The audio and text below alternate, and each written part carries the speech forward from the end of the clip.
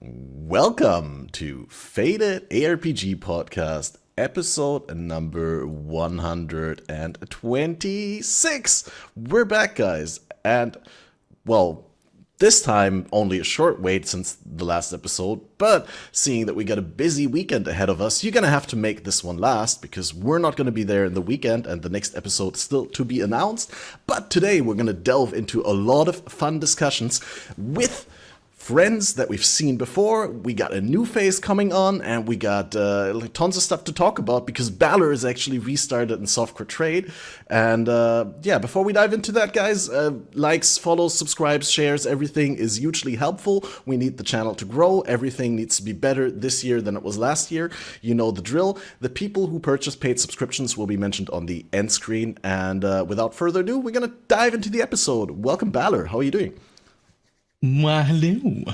I'm doing all right. I'm happy to be back in Trade League.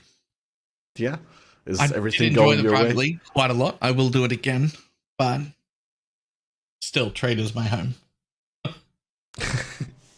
Sounds good. And then we welcome Aphelion, who has been with us on the first episode of the new league right after the launch weekend and is here to tell us all about the developments on his end. How are you doing? I'm doing fantastic. Good to be here again. Yeah. It's been a hell of a league. I've been having a ton of fun, and I can't wait to talk about it. Yeah, same. And we got an Aphelion adjacent face that we'd like to have on the podcast already for so many times, and finally it worked out. Welcome with us, Bantix TV. How are you doing? Hey, how's it going, guys? Cheers for having us here. Appreciate it. It's going well. Like Aphelion said, my bald brother from another mother. It's a great out league so far, so having a blast and looking forward to chatting it out with you guys and discussing it. Yeah. I think Balor also brought a guest for the podcast here. This is Biscuit. Biscuit. He's adorable. I'll Spelled go. like Limp Biscuit. Yes, man of culture.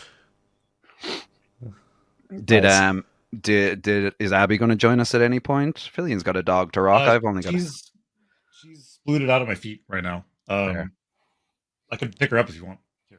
The FATED ARPG Dogcast. One sec. Oh, he's going to A little bigger than Biscuit. My cat has taken this time to run away rapidly. Oh, he's huge. Oh, Abby. She's so cute. She was totally not looking forward to this. She's like, put me down, bro. Yeah. I ain't going to talk about PoE. I ain't going to talk about PoE. Yeah. It's a little heavier. So what I'm directly curious about is, of course, how are you guys playing the game this league? Aphelion, you're still on your SSF path that you set out for yourself in the beginning. How has that been treating you? It's been fantastic. So I've always enjoyed. No fear of missing out for like some trade opportunities. Never. I think I ranted about this last time I was here on this podcast, and my opinion hasn't changed. And it hasn't changed in the past year and a half or 2 years or whatever since I've started playing SSF, and I don't think it's ever going to. I just truly enjoy the solo self-found playstyle way more than trade. I feel like it's way more rewarding for me. I love the small wins that I get from picking up something that was hard to get, as opposed to just going and securing it on trade, and just sort of it gels really well with the way my brain just naturally works. I like working on big projects with that I like to break down into smaller goals and figure out how to attack each one. So like I'll give you an example. Right now I'm trying to craft a sadist garb with 450 ES on it and a couple of other specific mods, and I'm having to spam delve for that to do the prefixes, and then the suffixes will be done with Jun, and then I'll finish with a craft and then work on the implicits, right? Like I like to that's just one piece of the build that I'm trying to put together, and that's the kind of stuff I really enjoy, and it keeps me logging back in. So I'm really enjoying SSF. It's been a great league for it. You pretty much get spoon-fed whatever you want just through the power of wisps, which I'm sure everybody has opinions about. And it's the dopamine hits just come left and right, man. I'm having a blast. Yeah, no, I'm asking because I know that Bantix does start in a community cell phone league, and I know that you also are part of that sometimes.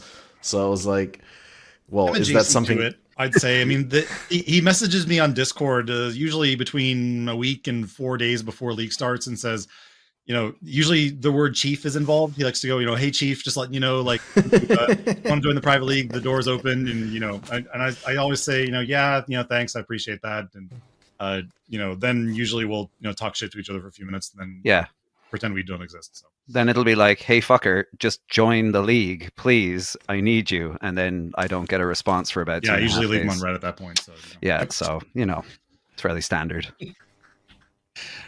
The thing about this league is like the same thing that makes everybody like, oh, it's the best league to do MF, or oh, it's the best league to be in Trade League, or anything like that. That also makes it the best league to be in solo self-found, the exact same thing, or in a small private league, the exact same thing. Like that that same thing is just great everywhere. Yeah, absolutely. And even if it's a bigger private league as well, it's allowing so many people to just go after what they enjoy, and assuming you can survive the wisps being added to your maps, you're rewarded for it, so it's an absolute blast. And to do all that in solo self-found as well, I respect you for it, Aphelion. I don't envy you, but I respect you for it. I don't. I think you're weird. Yeah, just look, we play PoE, all right? We're all a little weird. We're all a tiny bit weird. Yeah, it's fair. Yeah, but within the PoE sphere, you're the weird one, not us. Look, being weird is cool these days, all right? Being normal sucks. Just build that for all you. Yeah, he's got us there. Look, that's pretty much as close to a checkmate as he's going to get, at least from solo self-found. Yeah, and if I could join your hideouts and tell you in person, I would. Oh man, that would be so cool. Cross-league hideouts. I actually kind of wish you could join other people's hideouts in SSF. Like, obviously that, you couldn't trade with them, or you couldn't party with them or whatever. But even just to if you had a guild full of SSF people, or if you had just friends on your friends list who have hideouts, you could just join them and make fun of their MTX for a bit and then leave. At least the guild hideout. Yeah, actually, the guild hideout. That would be cool. The guild hideout would actually be a good shout, because it's bad enough whenever you're playing on trade and one of your mates decides you forgot to lock your hideout from anyone just hopping on in, and they come in with 40 Celestial MTXs, and your frame rate goes from a solid 120 in hideout down to a nice cozy 2. So it's at least relegate it to the guild hideout. Yeah, Bantix in particular has to be worried about these kinds of things. What are you implying, sir? I'll just throw that out there. Okay, all right, yeah. The private league, sometimes it's the Detonate Dead. When Detonate Dead was really, really, really popular and just desecrates everywhere. It'd come out of a map, desecrate, back into the map, come out, more desecrates. So can I just also throw out there that Balor, I'm really glad that you enjoyed your private league. That's awesome. But I have to say, you migrating to trade has had ripple effects throughout. Wait, did you actually migrate, Balor? I didn't even migrate. Oh, he just started up. No, I started fresh. You started fresh. You moving your attention to Trade League has had ripple effects throughout my experience of PoE, because I have people coming into my chat saying, "Oh, Balor migrated or played trade or whatever, and now I don't know what to do, and can you suggest a build?" And I'm like, where did all this come from? You're lost children, Balor. You're lost. They're wandering all throughout the desert, Balor. Yeah. What's that got to do with anything? You're gated someone community. from my community. Someone from my community actually started BalorMage's private league 2 weeks in or something like that, because they felt they were having so much fun. And then he was in shambles just a couple of days ago. He came to me, he was like, Catmaster, Balor, and his crafter both stopped quitting the private league. Everything's going to fall apart now. Yeah. But everyone had plenty of warning that this was coming. Yeah. It was only around for 5 weeks to begin with. And then I've been talking about it for a week or two, about it getting close to have to go. And I even stopped inviting new people who were like, hey, is it too late to join the private league? And I was like, technically no, but I've kind of just stopped inviting new people, because I think we'll only be here another week or two at most, and it would feel bad to come in and then leave. So that was the cut. That was the cutoff. Like 1 week ago, the last poor sod that was like, you know what? I'm going to check out Balor's private league. I'm gonna hop in on that. And now he's like, well, I guess fuck me. Like he's gone. I'm leaderless. They were just like nervously waiting on the sidelines, like waiting for their chance to be tagged in. Unsure if they should just step forward a little bit, or maybe just like take it easy, and maybe they'll be invited, by Balor himself. But no. Yeah. No. I'll farm essences for that entire week, and just maybe, Balor will ask, does anybody have some essences of zeal? And then, that's their moment to shine. That ain't going to happen. You're over in trade now.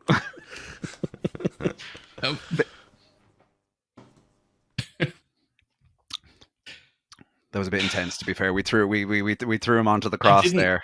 I'll tell you what I didn't realize. I didn't realize that when I left within 12 hours, 2/3 of the private league had merged into trade. And I was like... /FF. Yeah. I was like, so many people. You're the cornerstone, bro. You're literally holding up that gateway. The moment you dip out, the whole thing just crumbles inward. Yeah, it's like an avalanche, though. Like when people see, other people are leaving, and they already thought, well, I'm not sure how long it's gonna stay fresh when Balor leaves, and then what are you gonna do? Look, it wasn't exactly like a William Wallace carry on the fight thing, was it? It was more of just everything just fall apart. We've also got a few really, really big ticket items from the private league, because the idea was everything gets handed around, everything is free, right? Nice. But keep a track of who specifically got the really big items, the headhunters, the mage bloods, like that sort of stuff, because whenever they want or when it's over, the big expensive items should make their way back to... We've got several of those big expensive items just sitting in the private league guild stash. Yeah. Waiting to see the people who drop them again. Yeah. Hundreds and hundreds of divines worth of stuff. And they just haven't logged in several days. And you're just like, okay, well, I've got a list of names, and if I ever see one again, you can have the thing back. Otherwise, it's mine. Well, it's not even mine. I didn't merge to trade. I think I'm going to start Balor's private league now. It's potentially mine. People just locked in the private league waiting for their owners to show up and claim them. You're making it sound like lost pets. When are we personifying headhunters and mage bloods now? They have names. Yeah, they have. Name them of your mage blood. Just put a little note on them. I was going to use Biscuit, but that's a harsh. Biscuit left by BalorMage. Last seen 28th of December 2023. Just let that run on for weeks. It's at the shelter waiting for adoption. Somebody can pick it up. Post pictures of it. Cute little puppy eyes pictures up at the camera, but it's a mage blood.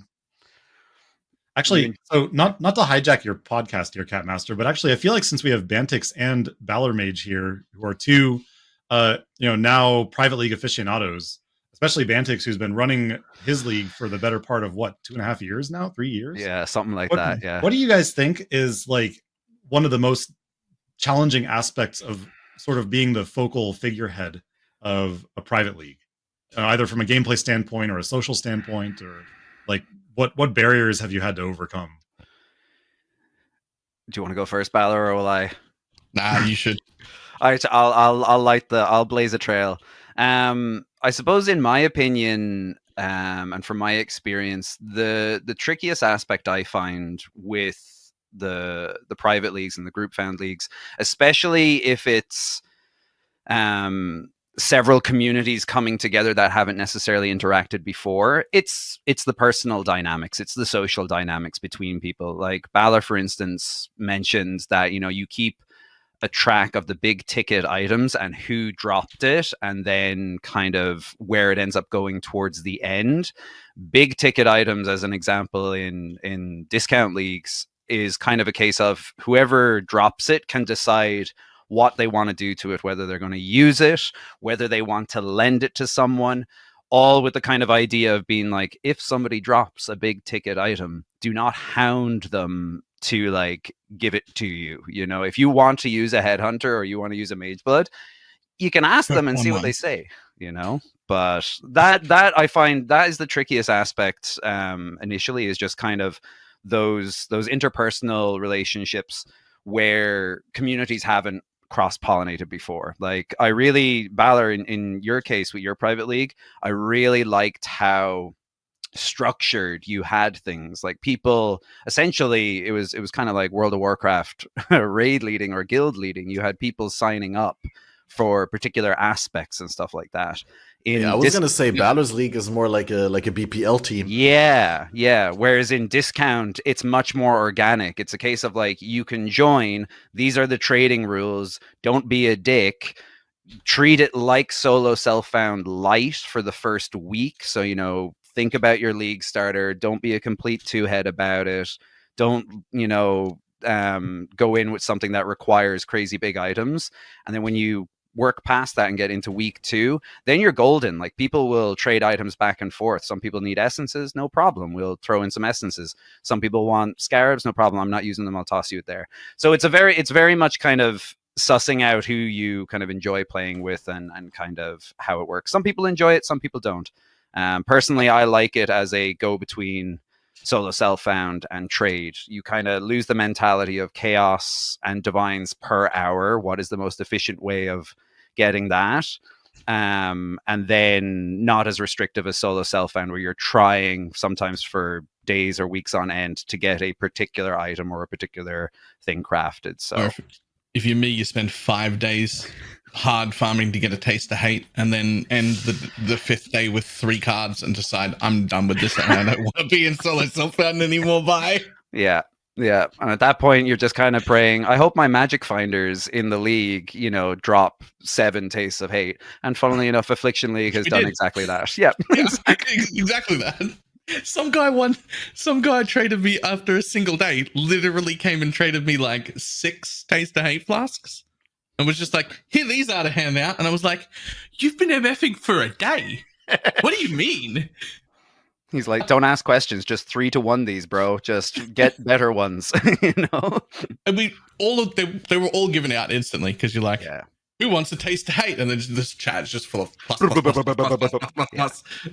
Okay, lots of those. Yeah. I would say I need more organization next time. Not less.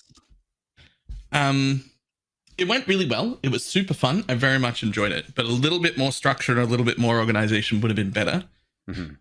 Because there was a group of people, and I do think it's probably a minority, like definitely a smaller group of people, but there were a group of people who joined who didn't feel taken care of, who felt like they gave a lot and put stuff in the bank and never took anything out and never got anything back. And we discovered a few things. One crafter for 150 people. Not a great plan. Yeah. Our crafter did an amazing job, but you can't service 150 people as one person. You just can't do that. That's not possible. Probably need a few extra people helping out there.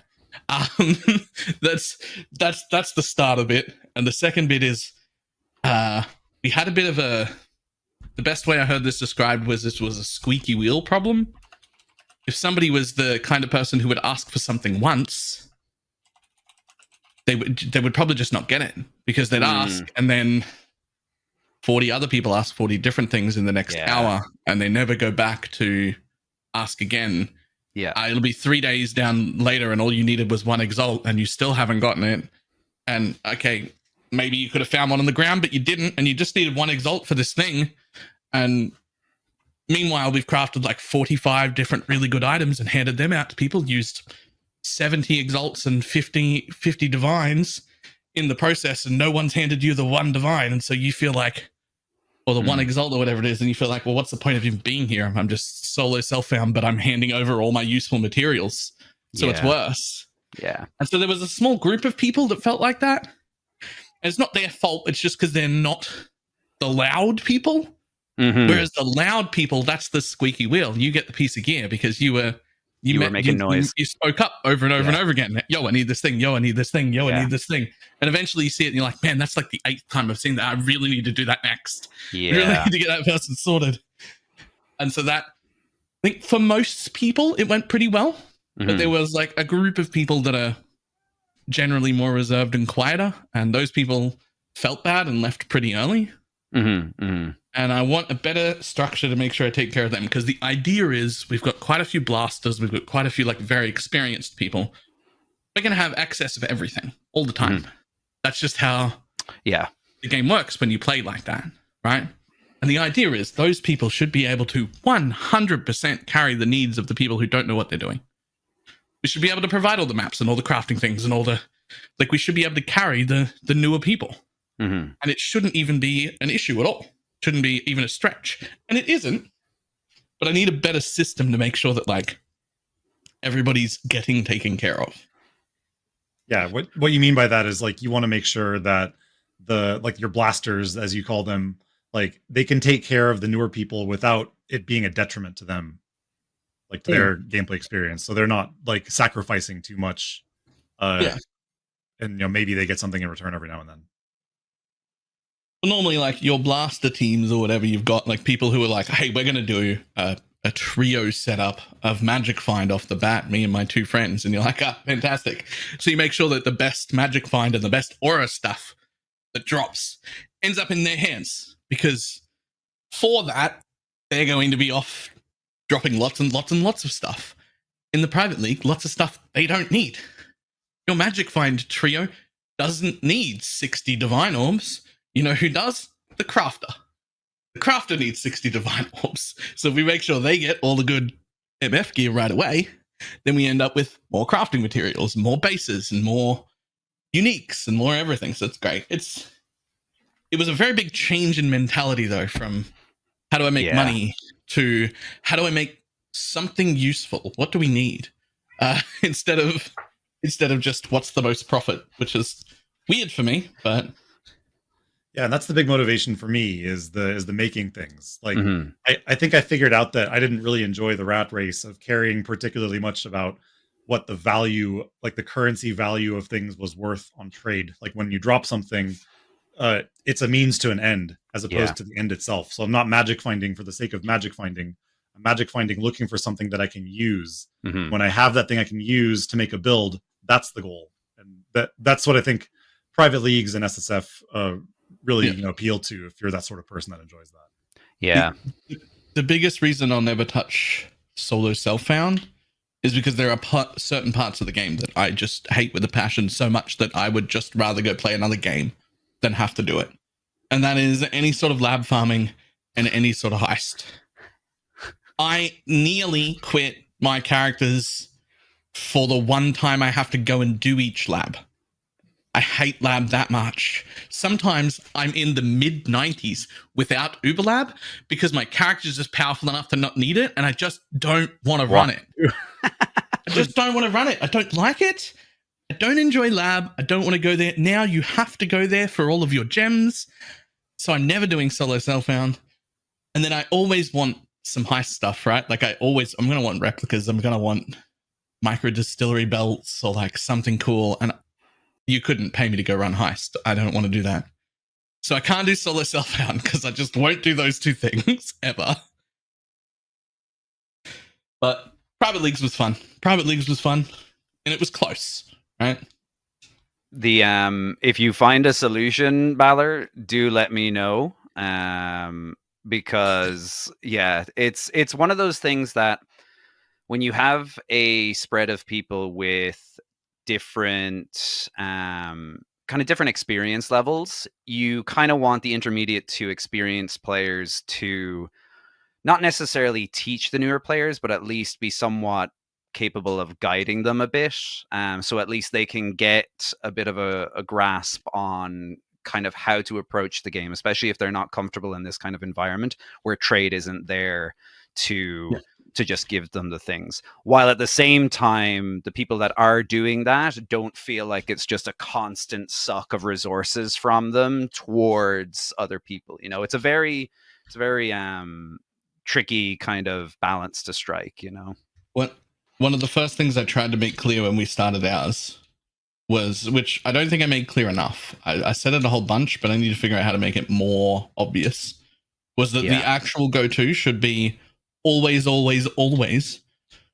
after yourself first. Yeah, exactly. Don't be handing over your 120 fuses while you're in a 5-link when somebody in global asks for fuses. Exactly. Don't be handing over your pile of essences if you're about to start crafting something with it that you need.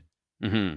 We want to collect all the excess, the stuff you're not going to use. Yeah. And use all of that. And we take everyone's excess, and everyone's excess will be a different thing. Yeah. Some people aren't going to use the essences they've got. Some people aren't going to use the fossils they've got. Plenty of people aren't going to use the divines. They don't know how to do the crafting part of it. Yeah. You know, give up all the things you don't need. Yeah. And take stuff that you do need. But Absolutely. don't give up the stuff you do need. Absolutely. Don't be handing over the things you want. Because, like, much like yourself, Balor, I am not particularly a huge fan of heist. Sometimes it's okay depending on the build that I'm playing, but I would rather run other content other than heist. So a lot of the times, like when I'm getting blueprints, assuming I haven't blocked it on my Atlas post Wandering Path, like when I'm getting blueprints and contracts and coins, that's going to the heist juicers. Like, Merry Christmas, chaps. By the way, olden times, if you happen to find an alt quality gem, let me know. No biggie if not. I'm not particularly bothered about it. Or if you happen to find, you know, I suppose the rings are the prime one nowadays, you know, with the prefixes and the suffixes. But like that, it's ultimately you want to still be having fun. And I suppose running a private league, we're not going to be able to cater to everyone's version of fun. All we can do is, like you said, kind of try and pool things together to facilitate the content or the strats that some people want to try and run and try to have fun with, without it being at the expense of other players as well. It's like you said, it's a huge mentality shift, and it's kind of like, all right, that was, you know, the 2 months of the private league.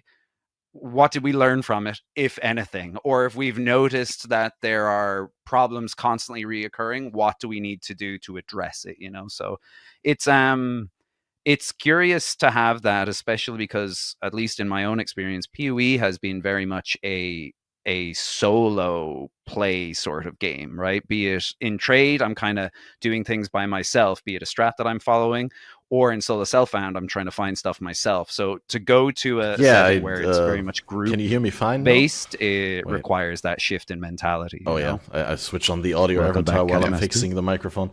Yeah, we seem to have some weird audio issues, which I couldn't reproduce here, and like people are telling me all over that it's getting worse, and so I figured that it might just be my computer for some reason dragging it down.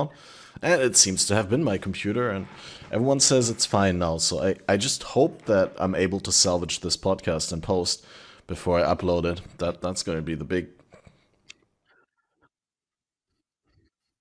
No. We're never doing that. We're never doing that. Well, if you want, we can Word just for redo word, the last exactly. 25 minutes. Like, that's not a problem. We're all streamers. We're used to hearing our own. we could just I go don't by the wanna listen YouTube to transcript and private edit it leagues out. for that long. Come on, kidding me? Yeah, I actually remember it all word for word. Oh, just I read off don't, the script. I Just read don't. off the script. What do you Yeah. mean? There's a specific We almost made cash it to grab? I thought the all of it like was cash grab. the cash grab section, you know. But we can start again. It's no problem, you know. Oh, Balor, he didn't know. So Reverse have we panic, decided abort. it's a clear winner? Is it Roll the back. community, But it's the good now. communism sort of private league, or is it the private league where everyone is for themselves?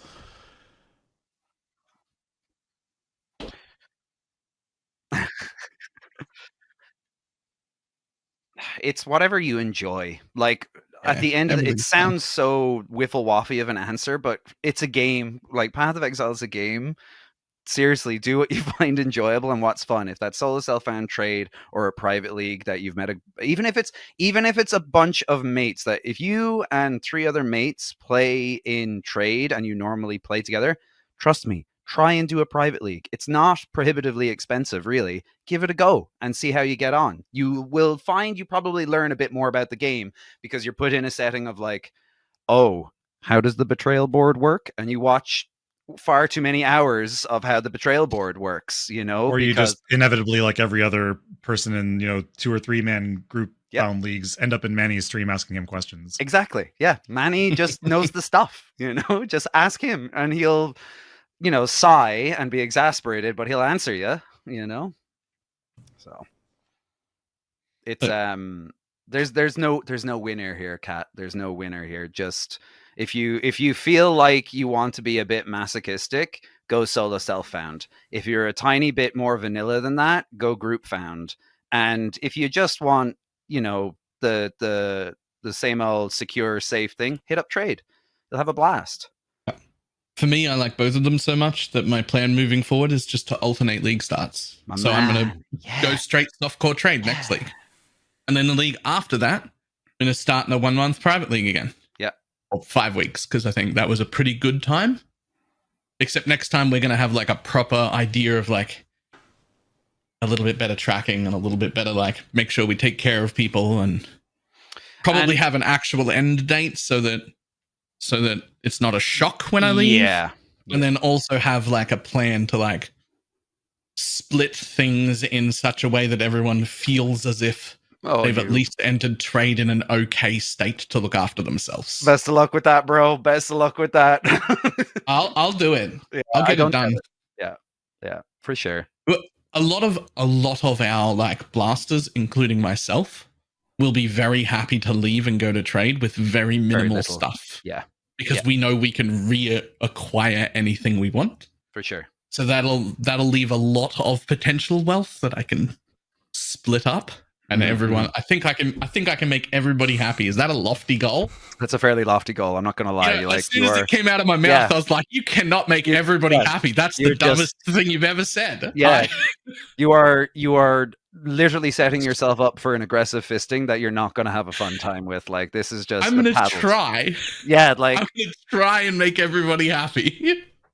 And that's a good thing. Like credit to you. Like that's what I'm talking about. Like that's that mentality. Fantastic. You fool. Someone's gonna clip that, and then next league when they're not happy, they're gonna come and paste it in your stream, and so go, "Where's my exalt, bro? Where is it?" He doesn't make us happy. All these things. If somebody says it exactly like that, I'll make sure they get one. That's this. It's essentially like the light version of when Chris used to say something when he was getting interviewed before a league launch, and then somebody hits him with the clip 6 weeks later, being like, "Chris, what the hell?" So you said this is never gonna happen. Yeah, like there's notes being made. People are filing away this random statement by you, and it's going to gather dust for 8 weeks, but it's going to come back out and it's going to be polished. Oh, don't even take that long. No, absolutely not. They'll keep it going. They'll keep it running along and along. But it's still, I wholeheartedly agree. It having probably a set end date is even something that even with Discount League, I would now probably consider 6 weeks. Anytime you get to about the 5 week or the 6 week mark, people are kind of like, they're probably on their 4th or 5th reroll, or double digits if they're that kind of player as well. So it tends to be a natural point where you start seeing people migrate out. So. That also seems like the kind of point where the very experienced people start to want to move into min-max territory that might not be plausible to do. Correct. Yeah. Right. Yeah. And you're just like, well, look, I've done a few things and it was really fun, but like now I want this triple elevated thing to go with these 4 split personalities and this thing that I want to do of insert stacking mechanic here. And we can't accomplish that. It's way too much to try and accomplish, and probably more so on top of that, it's bloody frustrating if you're to try, like you will start not enjoying the game, which is counterproductive across the board. That's why sometimes when I tune into Aphelion PoE and he's 7 hours deep on trying to get one minuscule piece, I'll be like, hey, we have that in the private league, and then I'm timed out for 60 seconds. I feel his pain. So I suppose that's my question. It sure is painful having you come into my chat and say things. I wish every time you speak. Wait, what? Yeah. Every time we raid it, it's just, it's potatoes and stuff, but whatever. But no, like for real, memes aside, the solo self-found approach that you have, Aphelion, like I saw you had a Notepad++ fucking screenshot the other day of the steps that you needed to do to farm up the things that you wanted for the next build. I'm not built that way. I looked at that and I'm like, this man is psychotic. It sounded a lot more like praise when he said that backstage He's been before the thinking show. about this at work and he typed that shit out and he's now going to do it 100%. I'm like,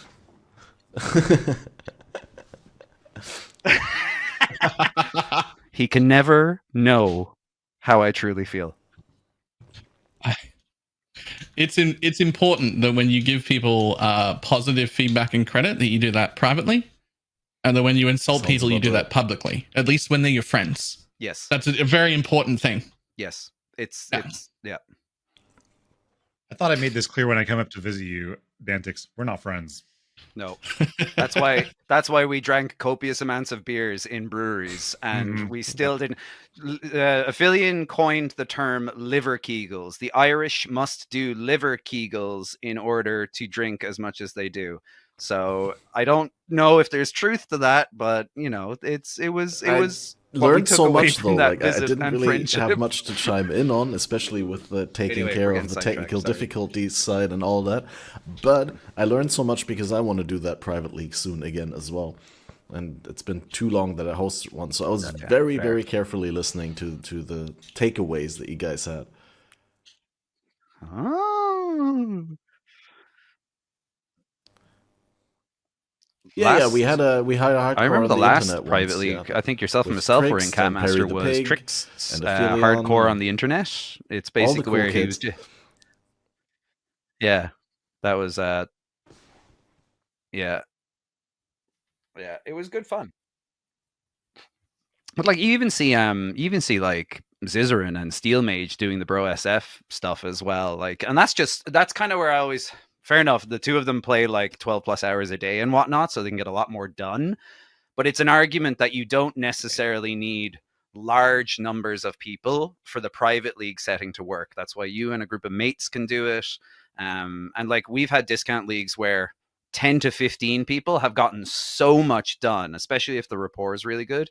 And we've had leagues where we've had 150 people and plenty has gotten done, and plenty has been completely unhinged as well. You know, it's just absolutely unreal sometimes. Name and lights, the race for name and lights in a private league is a whole different kettle of fish when it comes to like versus trade. People are frothing to get the name and lights as they're leveling up, going through the zones, going into hideouts. I guess when it's like, just so few other people, then you're just like, well, they can't possibly all be better than me. I must be better than someone, right? Highly recommend something.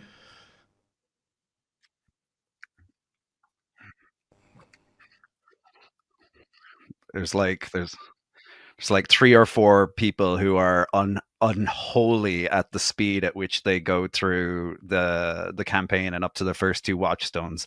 It's crazy. Yep. And it's really, really cool. And it's always like, you know, you hit them up with a message, be like, how do you do this? And they'll give you a bit of insight, but a lot of the times it's just like, you know, think about what you're doing and do it better than what you're doing. I'm like, what? I'm always a kind of like, whenever you're struggling, just go faster. Just go faster. Just do better. You know, it's like that doesn't help me, you know, but at the same time, I'm also the kind of guy that's like 80% is good enough, right? You want that T1 movement speed?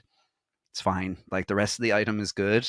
We'll settle for 80% and I'll come back to you in 20 days when I really wish that I had the T1 movement speed instead. I personally have the most fun with it's really about where like I'm struggling, where you're comfortable with the game and what you want to be doing. The moment that everything becomes easy, the moment the build becomes good, which, you know, luckily that doesn't happen that often for me, but I noticed when I fight a boss for like 10 minutes and I die 3 times and portal back in and all that, that's when I'm having the most fun. When I'm on that struggle bus.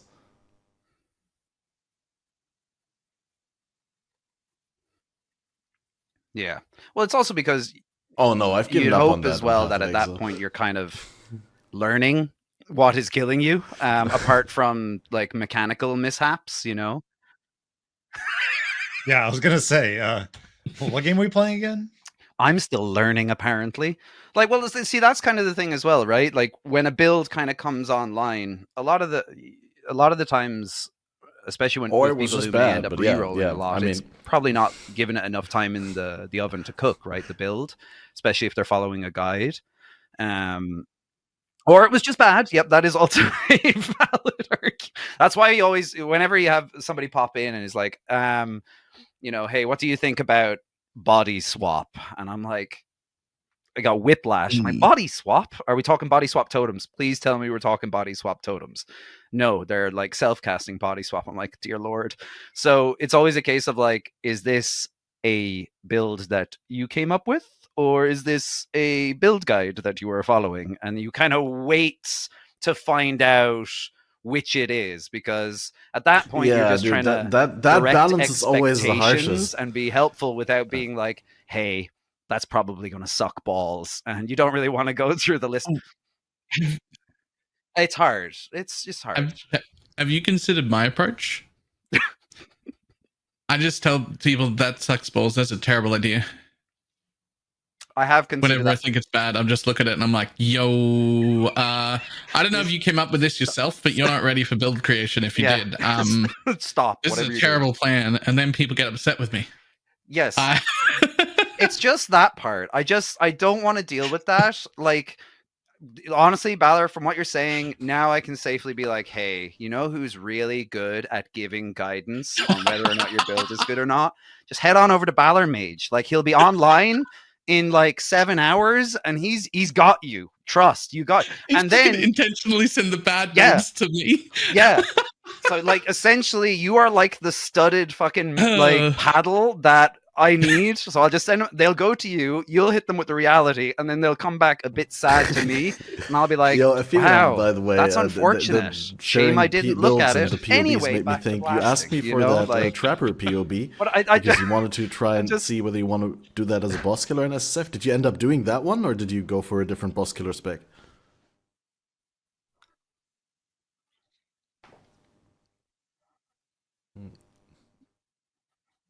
I didn't. After I started magic finding some more, a lot of new items fell into my lap, and I've ended up deciding to go with Arc, the Arc of Surging, which uses that interaction with Hydrosphere that's probably not intended. Definitely not intended.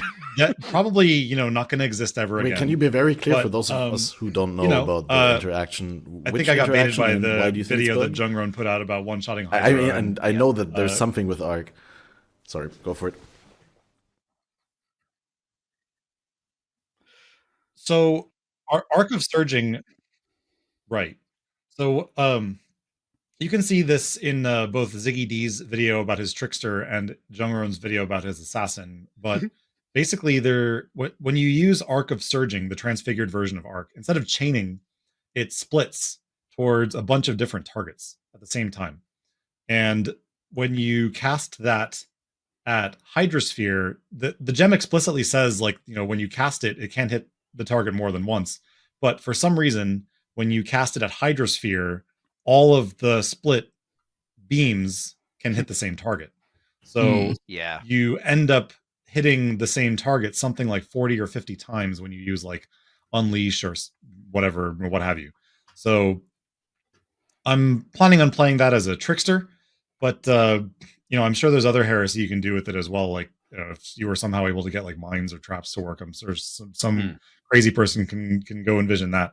But I'm just like, I noticed Al Kaiser was playing a version of this in HC before he unfortunately ripped to some serious bullshit, which was very unfortunate to see.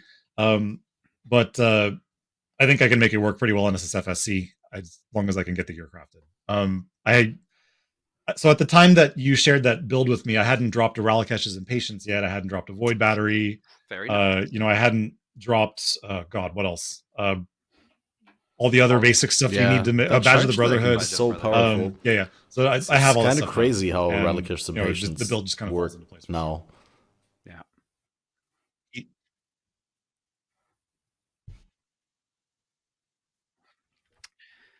It's a backbone for a lot of builds from what I've seen, even just like casually glancing at PoE Ninja. It's so silly because a lot of things, which is it's kind of cool. But mitigates anytime you see Ralakesh Impatience, I'm like, I see what we're doing here. We're going for the charge because charges are balanced around being not always up, right? The downside is you only gain them sometimes, and like they're only temporary unless you invest into it somehow, somewhere. And even then, there's some moments where you don't have them all up, and then Reliquous Impatience just turns them all into permanent stats without any question. And then on top of that, enables the alt charges from the Maven belts, because you can still gain those and still count as maximum of the original You're charges, entirely correct. which is kind of cracked. And then also, that's cracked. Yeah. I think it wouldn't be out of place to make Relicushes into a T0 unique. With how they are now. At like least an actual chase tier item. 1, it's tier 3 or something right now. It's super common. That's wild. Because it's essentially a T0, a T1 T0 would definitely kind of curb a bit, because it's still a fun unique, and it enables a lot of stuff, but just some of the stuff that's coming out with that is absolutely cracked, and like you said, with the Maven belts as well, Yeah, that's the direction I'm pulling in. I'm pretty close to getting it rolled, but still a few more things required before I can get that done. You resisted the allure of Penance Brand then, did you? I'm sad because I think I talked about this at the last podcast I was on, possibly, but I wanted to do Penance Brand before the league started, and then everyone's doing it. Everyone did it, and I think it's just that like I wanted a new problem to solve. Yeah. And that one felt kind of like a solved problem. He says as he plays someone else's build anyway, but I don't know. I'm different, I guess. Whatever. I get to be unique. Just for anyone who's listening, right? Like, streamers, though they may not say it outright, we do in fact just follow other people. Well, even if you're trying to come up with an original as a build, template wouldn't it be and tweak extremely them? silly to We highly not recommend look at what other people everyone already does have the done in same that as well. direction? You know, there's so many obscure interactions in Path of Exile. You would think that, but then I have to send people to BalorMage going forward to tell them to do that, because just it's a different way of I suppose it's one way of doing it. Some people want to approach an ARPG and they just want to discover it or figure it out themselves, and big respect to doing that, especially in PoE that requires so much time to get to a point where you can actually start seeing how your idea is working, especially if you're new. And then there are other people who are like, somebody please hold my hand so I can learn, say, the league mechanics and not have to worry about whether or not the build is going to work. There's different sides to it. And I kind of feel like with Path of Exile in general, we all know it's not necessarily a new player friendly game, but giving direction, or at least kind of highlighting how you can approach it and figuring out what type of ARPG gamer you are, can kind of help set you on a path that you'll at least be enjoying whichever you're doing, be it following the build guide and slowly getting better and better and better at learning the mechanics, or throwing your face headlong into wall after wall after wall, because if you hit the wall hard enough with your head, you'll eventually go through it, So it's whatever tickles your pickle. I think the important thing there is to set expectations, though. Like to pull on that thread a little bit that you started there. You mentioned the word discovery, and I think there are plenty of players that enjoy the process of discovery in an ARPG, and like to roll new characters once they hit level 37 or whatever, and try going down this tree instead, and just like explore the sort of diversity of archetypes and skills within certain archetypes that that our ARPG has, and then they might drop it and go to play another ARPG. But a lot of the frustration, I think, comes from then going and watching Twitch and seeing, and again, like both Chris and Jonathan have made this point on various podcasts throughout PoE history. People like to go on Twitch and see what a streamer is doing and feel connected to that somehow. Like, I should be able to do that. But their lane that they've sort of set out on, and the way the way their enjoyment works, is that they like to explore. Whereas, the thing that they're watching is akin to like, getting mad that you can't play, I don't know, Aladdin as fast as someone at GDQ can. Yeah, like it's a very different lane of practice for sure. I think they're like, I'm not sure that there's anything really that like a game dev in general, never mind GDG, can do about that. Nah. Like, so while exploring and experimenting and discovery is really cool and really great part of ARPGs, at the end of the day, I think it's a personal responsibility of people to, if they have an idea and they want to pursue it, be real about their expectations. And if you're going into Bantix chat and asking him if body swap is viable, I mean, probably, like, if he tells you no, then you can still play it. Just be realistic about what it can do. Yeah, exactly. It's like, it'll get you through, as we all know, it'll get you through the campaign. How fast it gets you through the campaign remains to be seen, but it'll get you through. It'll then just be a case of, if you have expectations of doing uber pinnacle bosses, you're in the wrong lane, like Aphelion says. Maybe just don't.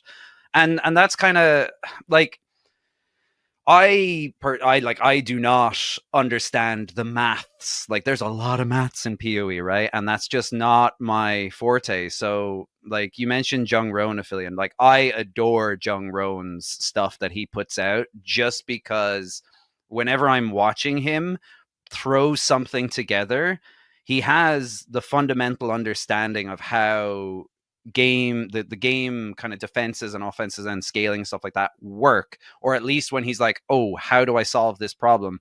He knows where and what to try and slot in. Which, even for me, like, I've played, like 6,000 hours now.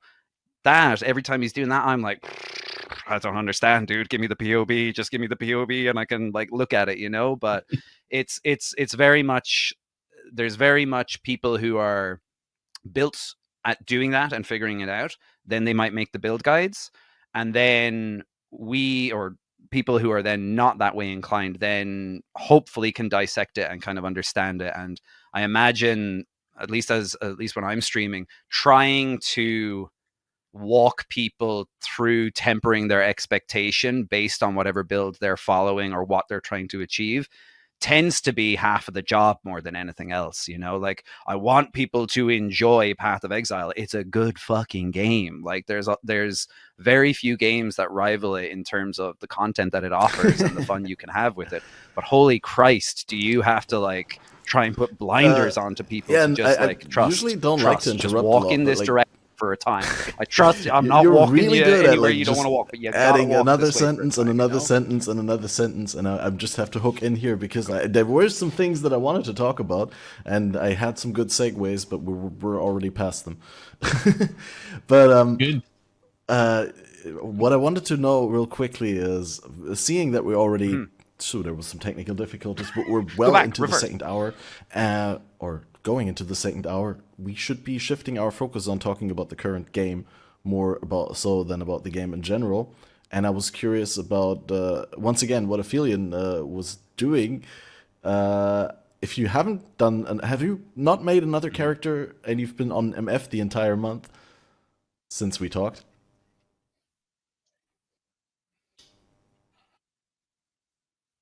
Right. Not MF per se. It's more like one character that has a couple of different, like, I don't know, we'll call them setups, I guess. So, like, I can either do MF or I can do, bossing with it or whatever. It's just Omni TS or it's MF. I'm just curious how much you accumulated on MF time. But, it's been so much time. The next character is coming soon. You've been continuously at it. Content is coming. No, I mean specifically the MF thing. Look, I'm looking to play Badger's Private League, right? Or what used to be Badger's Private League, the BPL. And my team has told me that I need to MF, right? I need to be an MFer. So, like, I do have things that I want to talk about in this podcast, but I was mostly trying to get you guys talk about how to MF with Affliction and how to do Affliction right, so I can get the most out of it and learn how I can BPL.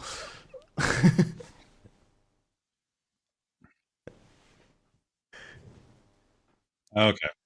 I see what this podcast is now. I understand. Yeah. Right. So there's a couple of resources that you can look at, right, that should get you pretty well started. So there's Garatha's video on his Magic Find build with Caustic Arrow of Poison, and then there's Fubgun's video with the Wildwood, and then you can get a pretty basic magic find strat going in, either T7 Cemetery. I prefer T9 Dunes, or T8 something, so you can drop Brass Dome and Void Battery or whatever. Abyss Scarabs. And you can get that going, and all you really need are gilded or maybe even polished reliquary scarabs, and gilded abyss scarabs are the important one.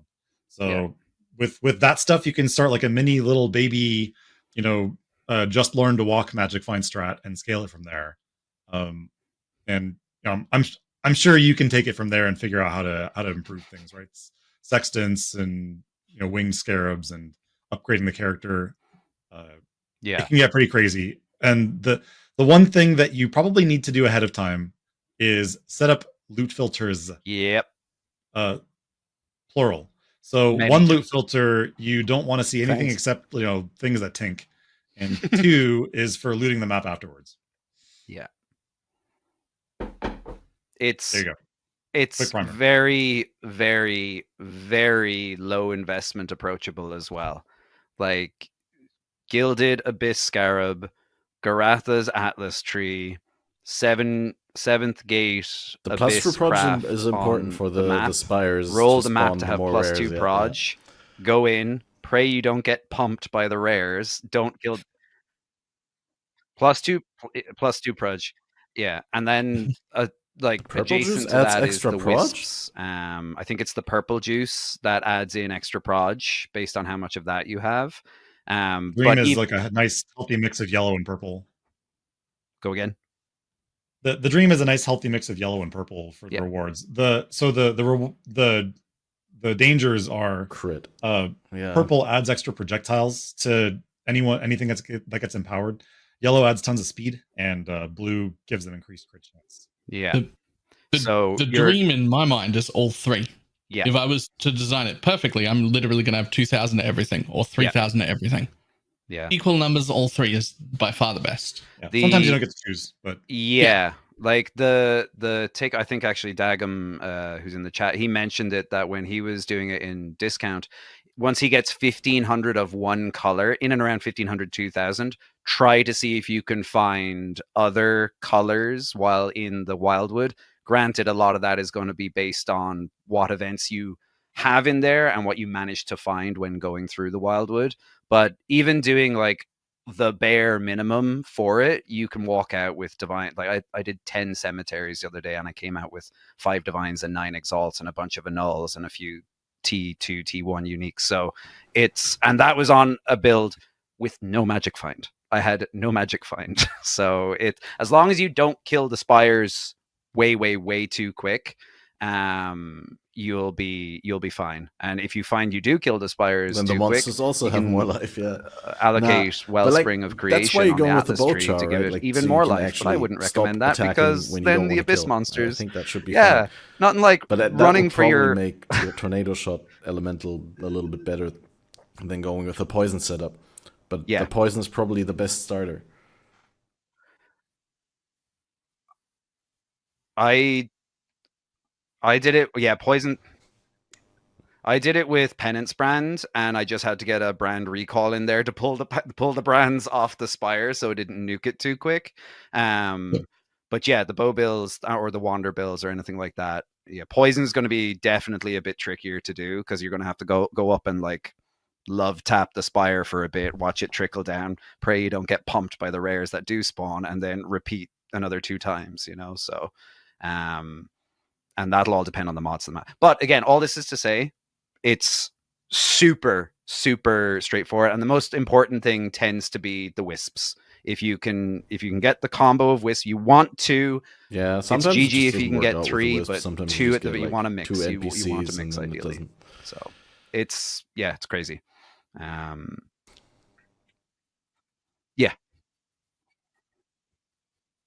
Yeah, I'm sick of seeing the Warden, dude. I'm sick of seeing the Warden. I'm like, I get it. Like, you were good when I was in Act 3 and I needed to just zoom my ass through this campaign, but I need to not see you anymore. So, yeah. Or the quests itself. But like I saw Baylor the other day while he was leveling his wander had the joy of trying to find the yellow monsters before maps. Ooh, nothing like getting 26 of those out of 4,000 while you're in the campaign. Is just painful. Those quests should be once-off things, by the way. Yeah, like once per account or whatever. I still haven't found the king for my third charm. It's been that rough, and I've specifically not followed Wisps to try and find it as well. So he's an elusive little. No, but bastard. I was wondering, like, when you I haven't rolled a second character, one King of the Mist, it counts for both characters, right? It's coming your way, baby. Do you have to do it separately for both? Because I think someone told me that, or someone said that it doesn't. Was the case for them. You get to search for that prick again. Maybe I misunderstood something, but someone lied. Someone lied gleefully, knowing that you would suffer. Well, I knew about the first. Yeah, that's what I'm trying to do. Yes, but the good thing is, I'm going to get your head in the game here. You're going to be magic finding and badges privately. Come on, the team, right? The bad thing is, if I find good things while I'm effing, I'm going to have to give them to the team, and I won't get to funnel everything into my character.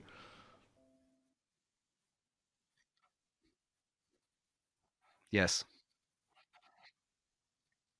Just always warm up for your private league experience. Exactly.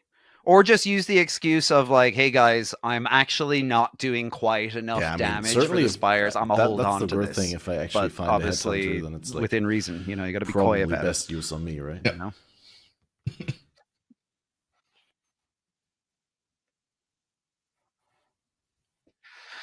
Well, the other side of it is you're going to have crafters as well, right? So in order for you to do better and harder and more magic finding, they are also going to want to funnel gear to you, much like Balor was getting in his league as well. When you have the dedicated roles, it should make the process a bit easier. But yeah, the first 2 or 3 days are definitely going to be a fun experience. Just you'll be making friends with the ground, and 6 portals are there for a reason, you know? 6 extra layers of defense. 6 extra layers of defense at the healthy cost of minus 10 XP every single time. But XP is a myth once you hit 90.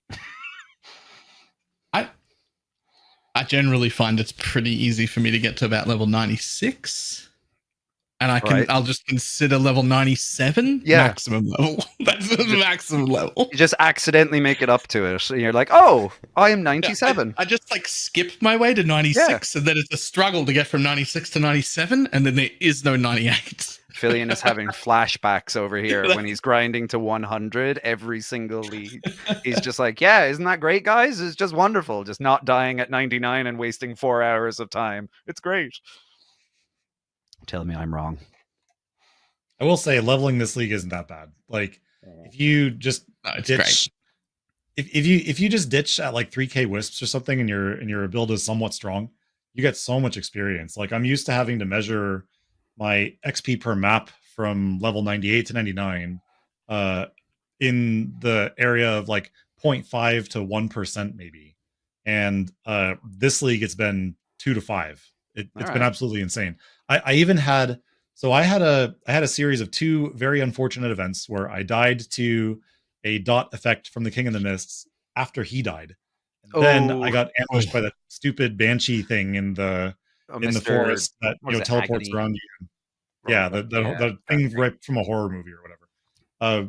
And so minus 20 for me, and I'm down from 95% to 75%. I leveled to 99 the next map.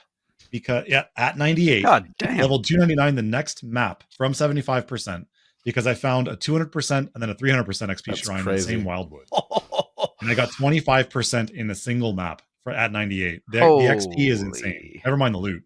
That's correct. It was pretty cool. Yeah. Look at us getting excited over XP. You just know we've played too much PoE. We're like, oh, look at that bar. Well, I haven't done it all league, like, right? Like, I purposefully didn't make a character. So, like, even though Catmaster, what about MF are you specifically looking from my community offered me to like, get all do you have gear that role assigned to you already? In Balor's private league, and I was just like, well, I'm gonna do my thing here. I'm still gonna make money, right? I have these two characters. The one is the trapper that I still haven't geared to really do bosses well with, but I've killed an all. I've killed Maven. I've killed like a lot of things, but I think a round or two of upgrades and I can really take on Uber bosses like extremely easily. I just haven't tried it yet because I've been having so much fun with the other character, which was the charge staking meta, as we talked about Relikish Impatience, embracing the badge of the Brotherhood and the Slayer, and then obviously being able to run Replica Restless Ward, because who cares about -2 maximum frenzy and endurance? My maximum frenzy and endurance are based on my maximum power anyway, so I get 10. And yeah, that character wasn't as expensive to get started as I was told it would be. It was actually really budget. Like a lot of the uniques, really easy to get into. You just need a very expensive, elegant hubris. But I was able to get a different one, like the one with the same seed but a different keystone, because I didn't need the keystone that was in the original build. And then it was budget. Instead of like 50 divine, it was only 8 divine. But you don't need that to get started. Sorry?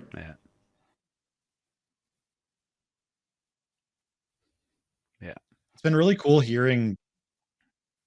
I was just going to comment, like just kind of reacting to what you said.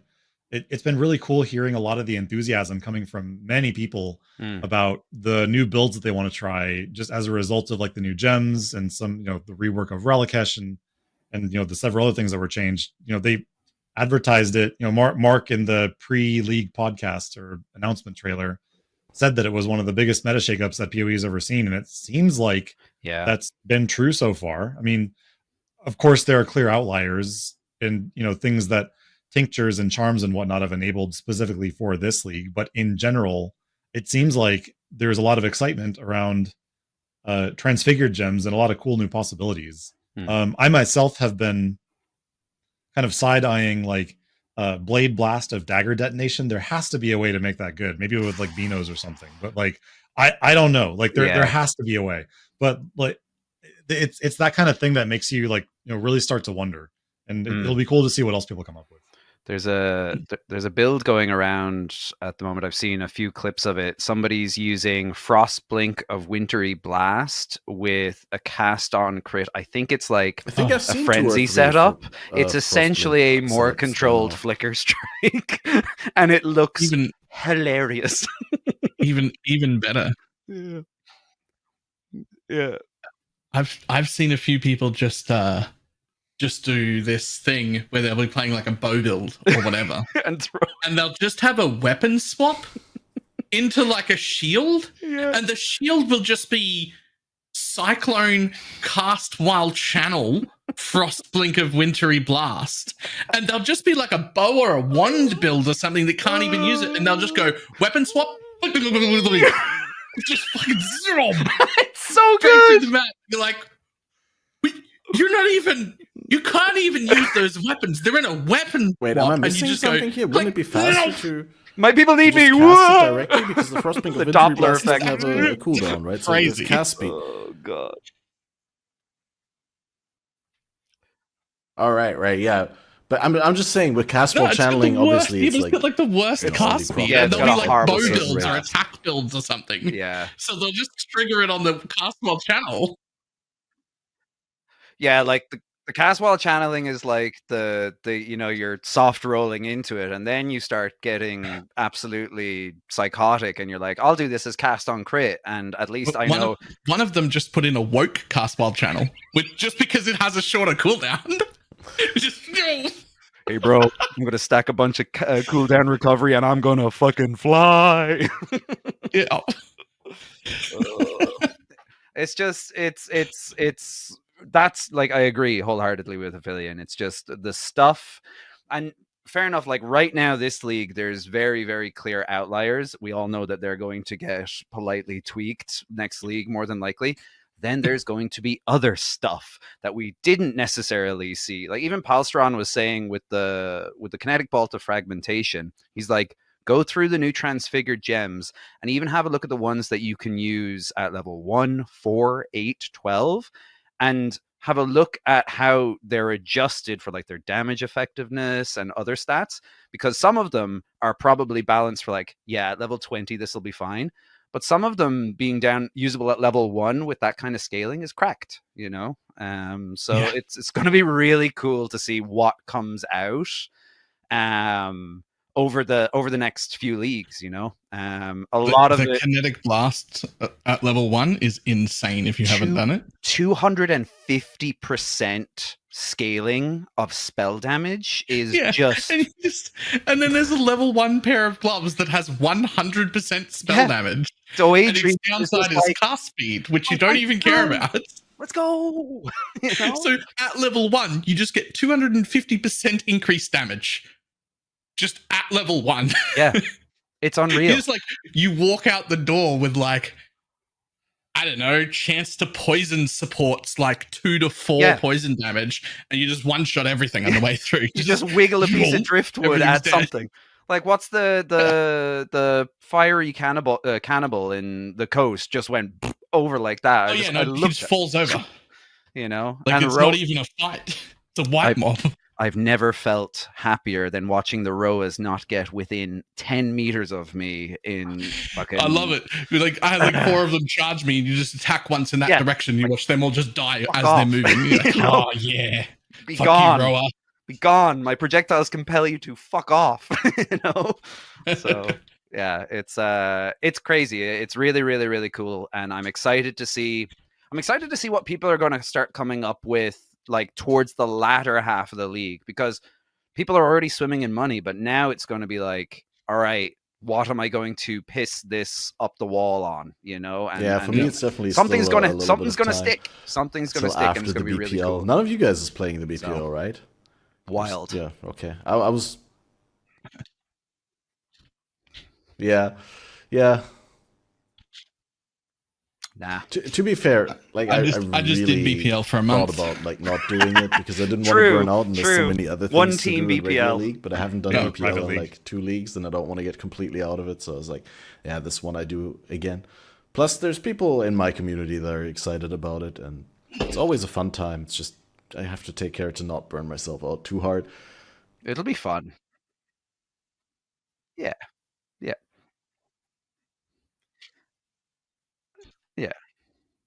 It's a prime example again of like when you have like big community stuff like that, be it the BPL or any races or events or anything like that. Don't know what's happening with Gauntlet, that kind of stuff. It's cool to see the community, even if you're very, very lightly like aware of it, it can still be fun. You know that there's going to be some quality shenanigans to be had in it. I think Thorn, Claw, Rot, I hope you have a blast, and something else. Yeah, what are the team names? Thorns is one. What are the other team names? I like how they've done how many, like 20 of these? No, 13, 14. And they always come up with new, very interesting themes and like logos for the teams and all that stuff. It's been a large number. We've done an entire episode on BPL, so we shouldn't get stuck on that. Yeah.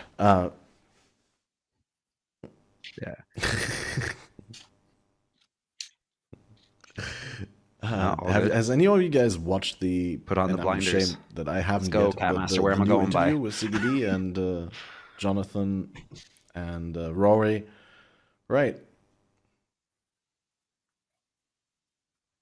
Do you have some takeaways that you want to share? That was the best one, like, you know, imagine I haven't watched it yet. I have not. What can you say really to get me excited to watch it?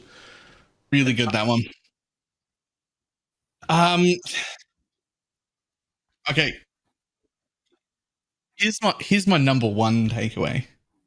Of every single interview that ever happens from anybody ever, Ziggy D is the best host. Yeah. Agreed. He is so good at directing the flow of an interview. So much so that it feels like he's got proper media training, not just some streamer. Like he's... Yeah. I don't know if he knows how many miles in front of everybody else he is as a host. Oh, it's night and day. But it is insane. None of us compare. Yeah. That's my actual number one takeaway. Yeah. Ziggy D is by far the best host for something like that of anyone I've seen. Yeah. It's a huge skill. Like it's a monstrous skill. And I'm sure he sees it in his day to day as well as being used. Well, he might not even be aware of it, like you said. That's it. I'm not even sure if he knows. Just such a good dude. That good at it, because he's also just not arrogant at all. Correct. Like he's the opposite of arrogant. In fact, he seems to underestimate how good he is at things all the time. Like when you meet him in person, he's very humble. Yeah, and that probably helps. That's probably helping. He also, I don't know, but he's really good at it. He seems what I kind of really like about him as well is he seems to realize that he is a conduit for information from GGG and those figureheads to us, and he takes that. He takes it seriously. He very much tries to get the information that we are looking for, or tries to get the information that we're looking for, and in a very gracious and humble and professional way.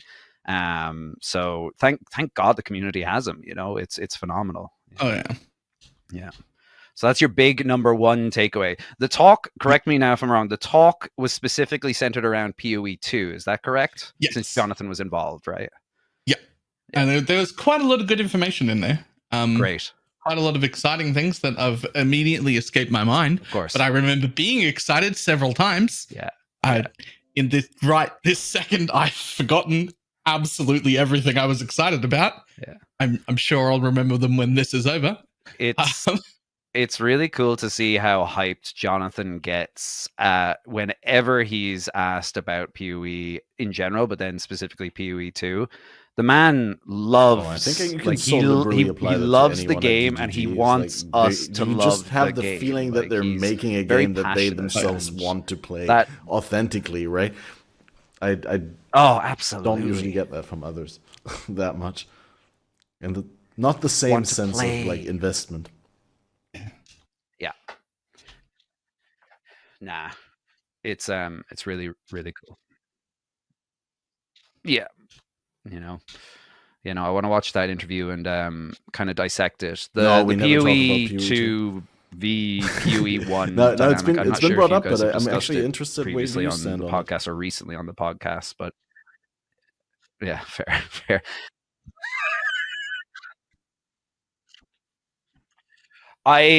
For me, like I'm super excited for PoE 2, and even when we first got the initial release and the initial footage of it, I haven't had the good fortune to play it because I wasn't able to get to ExileCon, but it's very clear that it has a different pace to Path of Exile 1, and I was happy to hear that they are going to be separate games.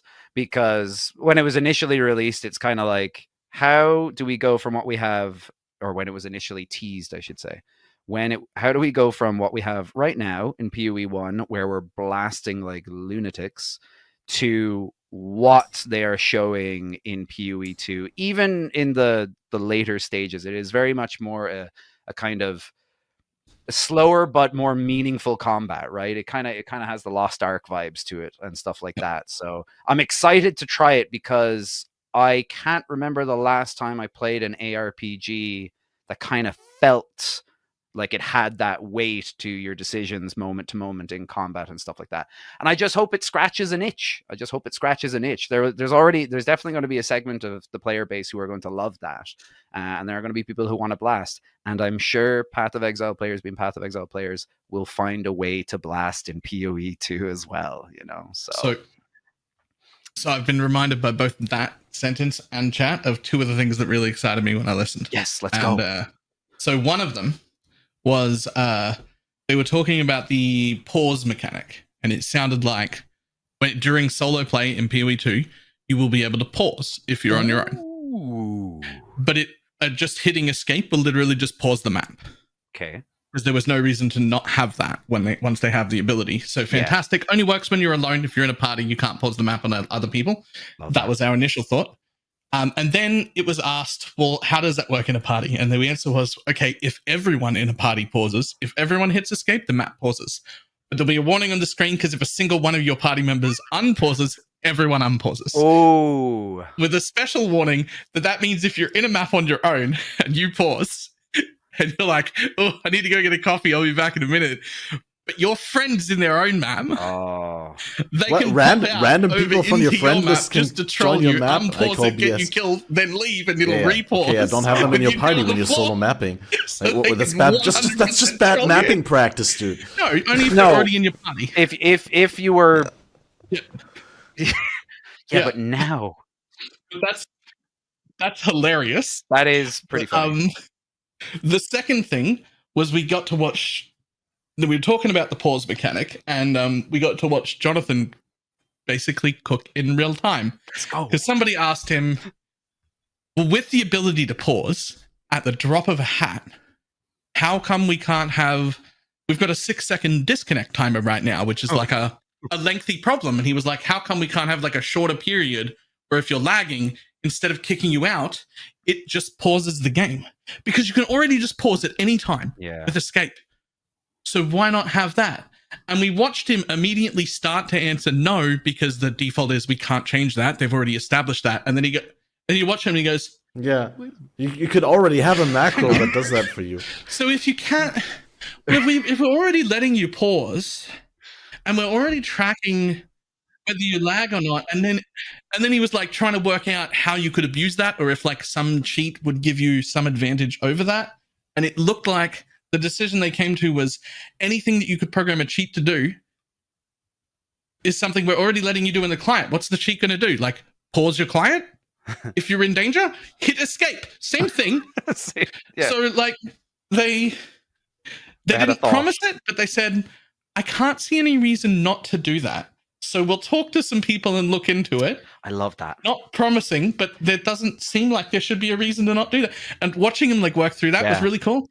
And the other thing that was really, really cool was one of their solutions was pickup radius. It gets talked about all the time. And they were like, yeah, we're definitely going to put in some bigger pickup radius. The question is to how much pickup radius is still up in the air. But they want enough at least that if you need to pick up loot or talk to an NPC that's standing in the fire, you can just stand over here and pick up loot over there that's in the fire instead of having to stand in the fire to pick it up. Yeah.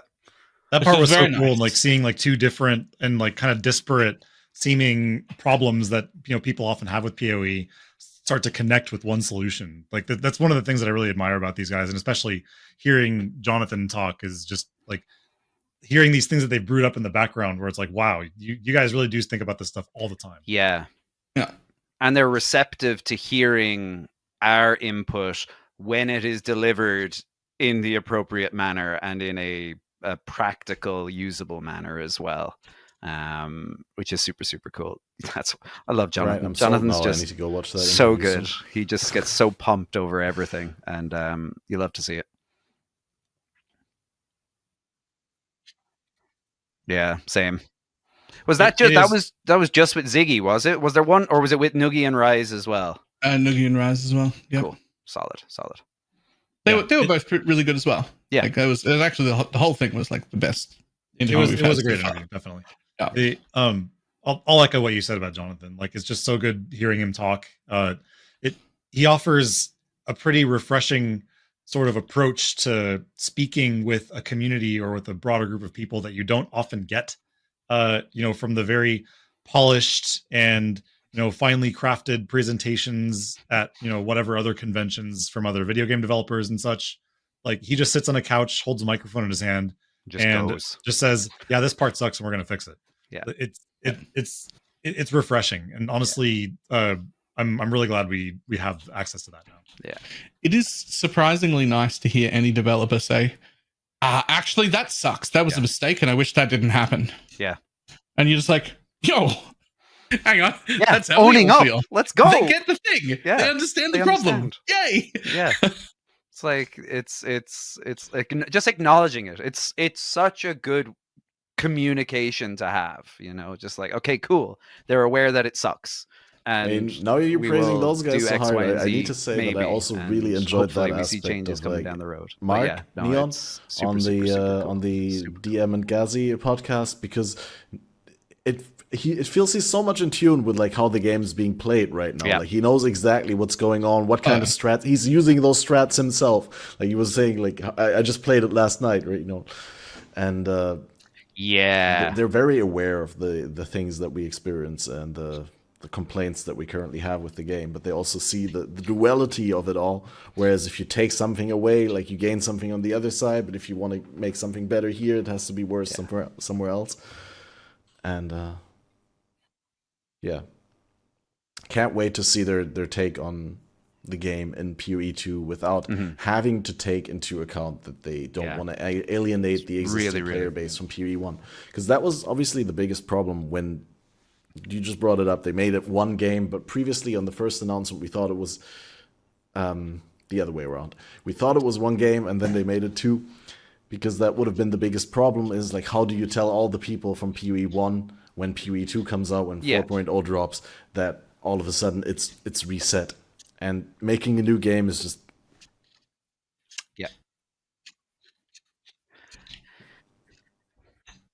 I don't think you could. I don't think they could have. And I think that's why it is now the way it is. It's just kind of like, how do you equate these two different things to be at least digestible to somebody who, because there are people in PoE 1 right now who miss the glory days of blasting. Stuff does temp chains. I want it back. Right? Like, exactly. Right here, you know, and I want to stare at my foot all day. Your character's knee is like the most prominent thing on the screen. Like, oh my god, that Shin MTX. You know, it's really hitting right. It's just that kind of like, you want that itch to be scratched. And I think when we initially saw PoE 2, there was not an obvious answer of like, how are you going to scratch my itch, Chris? Like, where's the speed? Where's the juice? I got to go fast, you know? And now they have decided, you know what? Let's just give them both, depending on what they're feeling on the day, you know? So the mental gymnastics I have about that is, I kind of liken it to, you know, PoE is, you know, super fast, you know, blazing quick movement speeds and all that. I don't think that the fact that they're trying to slow down the pace of gameplay in PoE 2 compared to PoE 1 is necessarily going to mean that it's going to be less exciting. Agreed. Like, take, you know, the Vampire Survivors series of things, you know, games nowadays. Like, you move at a glacial pace in that game, but the screen is so full of enemies, and all your little, like, you know, little micro movements and, you know, like small adjustments that you make, you know, that you just don't barely dodge that attack or barely dodge that projectile or whatever. Like, that stuff is exciting too. Yeah. And I think it could just be a different kind of excitement, but I think it might be that it's just as much of an adrenaline rush. It's just that, you know, it's a bit more comprehensible what's happening on the screen, as you know, as a result. And again, maybe mental gymnastics, I don't know, but I'm hopeful that it turns out that way. It's worth giving it a try. Like, I feel like that's the bottom line. Like, if you like PoE 1, just give PoE 2 a try, and you might be surprised. The same way you might pick up any other game and you might be surprised, you know? So yeah, it's just, I don't think it's too much mental gymnastic to think that there's going to be something satisfying and enjoyable and will scratch the itch that you want in some way, shape, or form from PoE 2. It's really, again, we kind of circle back to it. It's about expectations and tempering expectations towards what you're hoping to get out. If you're going into PoE 2 expecting PoE 1, you're shafted from the get-go. You know, you might get some of it, but yeah, it's just expectations, right? This could be a slightly cooked take. I don't know. But I think, as somebody who's normally like a blaster at speed thing, I don't think blasting at that speed is actually the thing that makes the blasting fun. What it is not about how quick I'm going. It's about how much quicker I'm going than you are. So if you slow the whole game down, it actually only matters to me that I'm still faster than you, not what my actual speed is. I love that. I love Right? that because that is such a radical different approach to how I look at Path of Exile. As far as I'm concerned, how somebody else plays the game is like it has minimal impact on how I play the game, or rather with enjoy. So hearing that is like, yeah, that makes sense. And that's why there's the racing community. That's why you have people trying to push as fast as it can. But I love to hear just, you know what? You're fucking slow and I'm faster than you, and that makes me feel good. You know? But that's sort of the thing, is it's just that I don't really care how fast I'm going. I care that the average speed is significantly slower than what I'm doing. If the whole average comes down, then my speed can come down too, and I'm still going to be just as happy about it. Like, it's fine. I just want to be juicing. That's fair. I feel so silly for thinking that you were about to say, like, it's not about how fast I'm going, it's about how much stuff I'm dropping. I can't believe I thought that. I feel silly. Going fast. That'd be too rational. This is just like, fuck you, I'm faster. Woo! You know? Goddamn Baylor. So I suppose that said, like, there is also that sort of enjoyment as well of quickly getting through quickly getting through the leveling part to maps as well, right? Like, I sure as hell don't want to spend 8 hours in maps, so I'm going to try and be like, what do the racers do? How do I get through these first 3 acts if I'm planning to start with this build, just so I don't have to be spending extra time in the first 3 acts? So it's the same concept. You just do it continually from maps onwards. Just like, let's go. Yeah, that's fair. Absolutely fair. Valid. Just don't tell me I'm slow, Balor. Just don't tell me I'm slow, okay? I don't need that in my life. I am already aware, okay? So to be fair, I didn't mean anyone specific. And also, I know. When I talk about that, I also mean compared to other blasters, not compared to an average player. Like, I'm not competing with like fucking Joe who just got home after a 10-hour workday and has kids and wife to compete with. Like, that's not fair. I'm a degenerate. I play 12 hours a day. I've got nothing to do but PoE. Or quicker than your non-blast. When I'm comparing to the other people who are also trying to blast. I want to be quicker than them. The game. Yeah. Right? So, yeah. So all this is to say, Balor was big absolutely the person chasing for name and lights in his private league. And failing. There are people faster than me by a lot. Fucking wee! Yeah. People are getting like Act 5 name and lights. I'm in Act 3. Going, God damn it. How do they do it? Any racers in here? And they're just like, oh, we're not racers. There's just 2 of us. Yeah. And like, we just play. And I'm like, what do you mean? How we play? Racers? I'm in Act 3. 2 acts in front of me. But then 70% quicker. And then you find out that these people have also like, oh, I've played this, like I've league started this safe build for 8 leagues. So they don't actually have to think. And part of me is always like, if I want to get faster, I should probably just league start something that I've league started before that hasn't been manhandled in patch notes, right? No, I'm the shiny domed prick that's going over to patch notes kind of going, I'll take that skill, the untested one, and I'll bring it for a spin and wonder why I'm stuck in white tiers at day 2, you know? It's like, could have just stopped at shiny domed prick. Nope, fair enough. He's got me there. I can't say anything. He's right. Harsh, but fair. But yeah, PoE 2. Good times. I'm looking forward to it. There's going to be plenty of opportunity, right? Hoping that we'll get our names into the hats as well for getting some beta playtime as well. Just be like, please. Oh, yeah. Yeah, pretty much. I'm looking forward to give it a spin. Absolutely. Because have you, Aphelion, you played PoE 2 at ExileCon. Balor, you played as well, right? In Cologne, and Catmaster, did you make it over to ExileCon, or are you like me? Basically, just step outside, take a train, and you got was there. Was yeah. pretty good. I mean, it felt great. It's really hard to judge these things based on the limited amount of playtime. And you don't get the context of it all. I don't get to compare how the Druid feels to the other classes. I mean, I did get 2 playthroughs. I did play Druid and then I played Warrior. But at the time I was playing the Druid, I obviously hadn't played any PoE 2 before.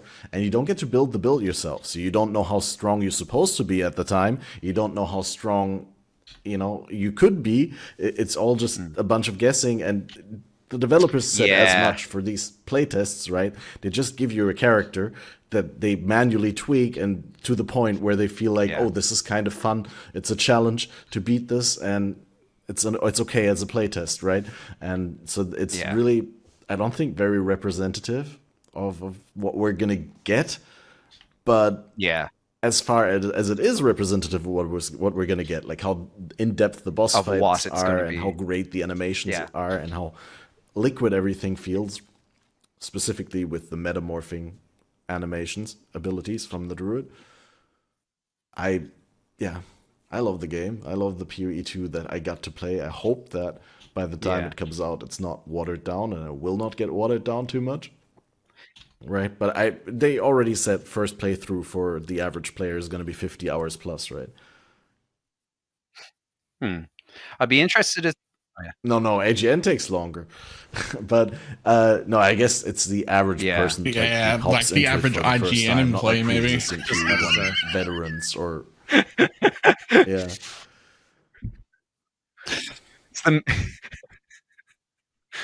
It's the meme that keeps giving.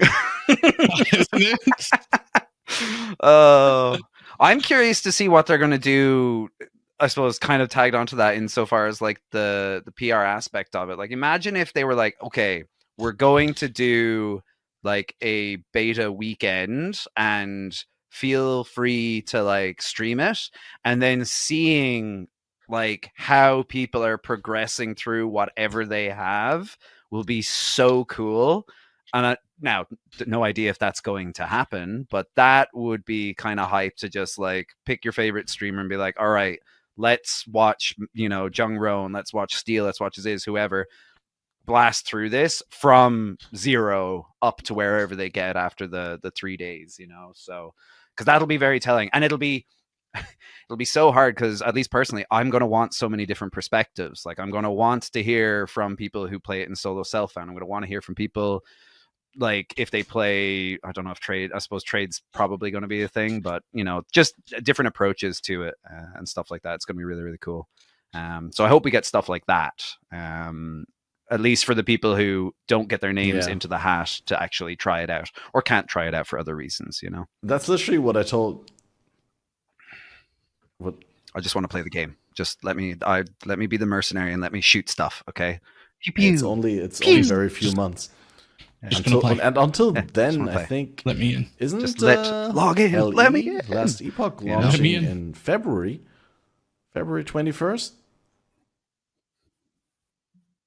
There was also other ARPG stuff happening this year between now and then. Oh, they're actually doing their launch Grim Dawn date. has another expansion or something like that. I'm ready for that too. I'm going to go hard on that. Grim Dawn got an update, a content update as well. I haven't played Grim Dawn in so long, but I enjoyed it when I played. I got confused on the difficulty settings and what expansions I meant to go through and in what order, and I got lost in like the desert area, and I'm like, what the actual but I had a blast but there will be a new DLC. I've only played it once recently, this last year, and I've not gotten all that far. Yeah. With what? Last Epoch's... We're going to have a big problem, by the way. Yeah. Well, how the hell do... you got to make a plan. I don't have time to play all the ARPGs. Yes. And this is all I do. Yes. We have PoE and PoE 2. Torchlight Infinite is absolutely amazing and deserves your time. It does. Undecember's really good and got rid of almost all of their pay to win. Okay. And does reset seasons now. And like compared to when it launched, like they got rid of like almost all of it. Like it's also really good. Grim Dawn's got a patch out. Last Epoch is launching. How is anyone going to play Diablo 4 or Diablo 3 beta and then the launches? launch? It's gonna be How am I going to pay? How am I going to play everything? What do you mean? I didn't even list them. They're already gone from my brain. I'm too busy with good There's ARPGs. no space. What do you mean?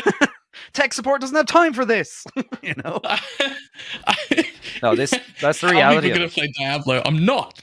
No, the reality of that is it's kind of, I think Ziz said it as well. He's like, in an ideal world, which is not going to happen, you have 1 month PoE, you have another month Last Epoch, and then another month something else, and repeat the cycle. Yeah. With the way the I was just ARPG gonna say market you is can't shaking even do up, a 3 I think month you're going to schedule have to be because like, we're gonna I'll have play PoE 1 and this 2 PoE. alternating, so you have like 6 weeks What No, between do you PoE that? 1 or like and 2 2 weeks launches. or skip a league. No? No, you have to go 6. Yeah. Yeah. Yeah. No. No. They said 2 months of PoE 2, 1 month of PoE 1. Like that's how it's gonna, didn't they? Is that Did what I it was? didn't make that up, did I? No, they are both going to be Okay. on 3-month launch cycles staggered Alright. by a month. So you get Okay. 2 months of PoE 2 and then 1 month of PoE 1. And each of the respective leagues are 3 months long, and they overlap. Okay. So what I'm hoping to do in my dream world is that after a period of time, like, you know, probably 6 months to a year, where I'm just a degenerate on PoE 2. Yes. So we get to the point where I play PoE 2 for a month, and then for 1 month I do variety other ARPGs that fit into that space, and then I do PoE 1 for a month, and then I do PoE 2 for a month, and then I do the variety of other ARPGs. Bro, you're gonna get burned out, man. That's so much ARPG, you know? Like, But it's a no, fine.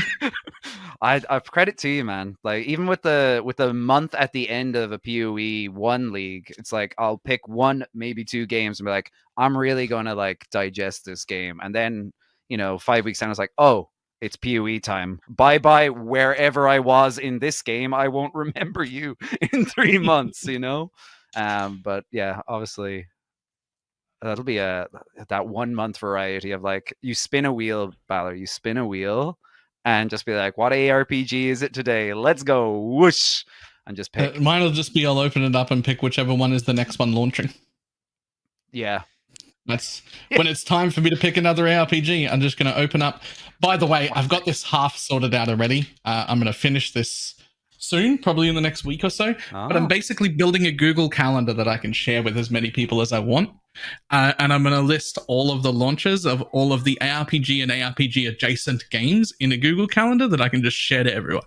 Look at this. And you could just chuck it on your phone and not have to worry about it. And it'll have the time and date of launch and the name of it and like a link to the website.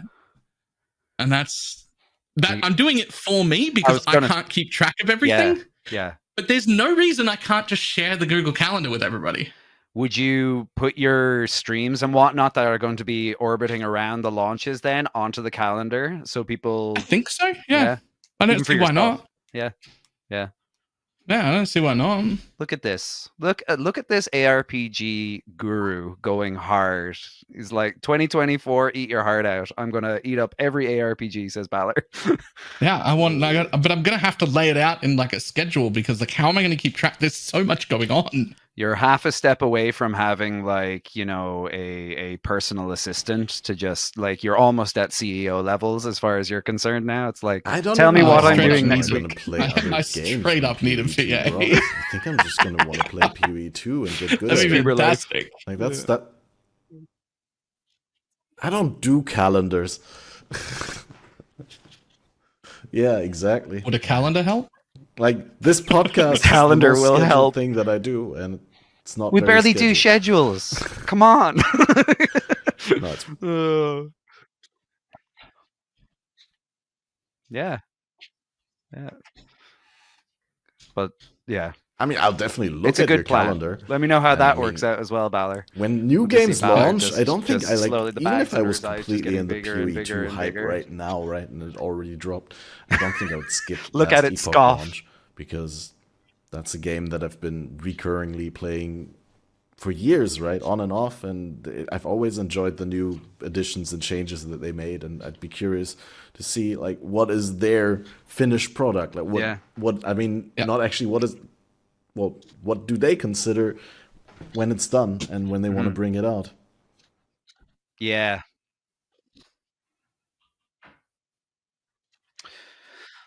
Well, I suppose for you, like, what do you want to see right now with what Last Epoch's got in terms of their end game? Because that's their biggest hurdle ultimately, is making the end game loop be satisfying enough that you want to stick it out for a decent duration. PoE's obviously got it just because it's got 10 years of stuff still wedged into it. I mean, from what I've Last seen, Epoch I've has the playtime and Last Epoch floating stones. Why can I not? So I'm not even burned out on it. Like at this point, like I'd happily hop back into it and be like enjoying it for another couple of days of just I find it mapping away, or how you want to call it, nexusing away. Yeah. What is this called? Mm-hmm. What I find, Nexus, that's what it was, wasn't it?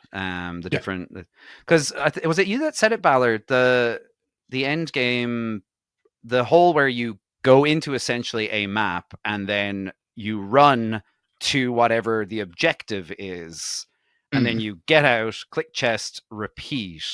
I don't like that. Yeah, right. You're just kind of ignoring the monsters unless you need it for some reason, XP mostly, right? So it's just how they swap that up, Yeah. Yeah. And I don't know what the answer is to that. Like we run PoE maps to scale up through the tiers the same way in Last Epoch you're scaling up through the tiers to eventually get to a point where you're getting bases to craft on, but then you're also choosing what content you want to engage with while doing that. So what's Last Epoch's answer to that is the question I always have, is just like, how do we get more agency, and what does that agency look like, The answer for me is I'm really glad that I'm not the person who has to come up with solutions for any of this. But like, we don't have I'm real to happy to point out the problems. By the time but like I'm great at figuring out what's wrong and what doesn't feel good. I'm shit at figuring out how to fix it. The other side of, I suppose the other side of that then as well is they don't need to have like a once-off fix to that, right? It could literally just be the same case that PoE has done over the years of like, just add a mechanic for the season. If it's good and popular, keep it around and repeat. No idea what the financials of that are like, but and then just flesh it out like that over time, and whether or not that would work or if that would be satisfying enough for people to stick with it. But already people like the crafting. The crafting has been really, really great with Last Epoch. And then the classes and how you're able to respec around and change up your build on the fly without having to necessarily go through re-leveling an entire new character is very attractive to a large section of the ARPG market, so they've definitely got something there. They've got something an Epoch enjoyer, so it's just how they capitalize. Looking forward to another ARPG.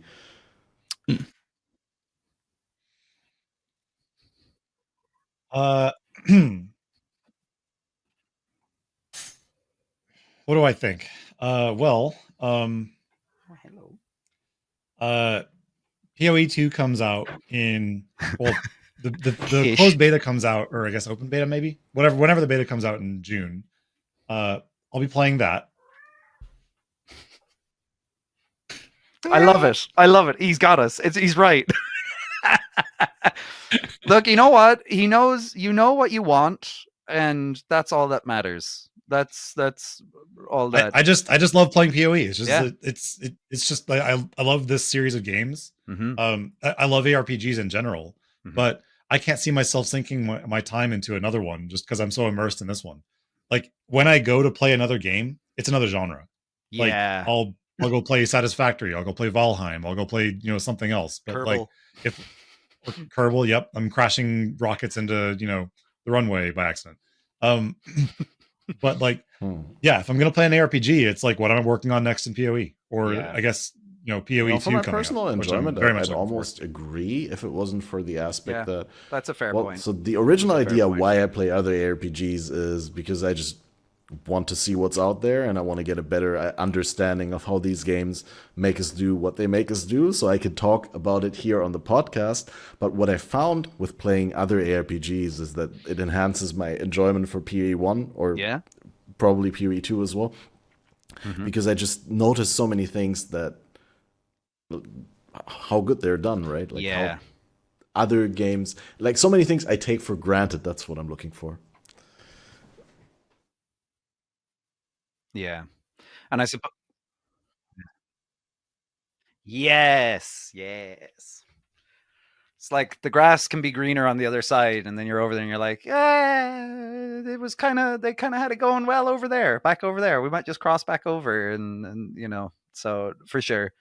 I big agree with that point as well, of like seeing what the ARPG genre is cooking across the board, because it's a genre that, I suppose, what would we say, over 30, 40 years hasn't seen huge changes to it, or like huge mix-ups with it. And it's only really, at least personally, I might be entirely wrong here, but from my own experience, PoE showed it, everyone like the past how 10 it's done, years, right? Like PoE showed everyone, hey, there's really money in it, started to and come if back. if you just stick to what you really want to make and go for it, then people how come it's with done. You.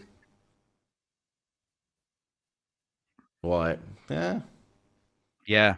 I guess other games sure. in the space were making money as well, but no one was making a game that was as good as PoE. My science.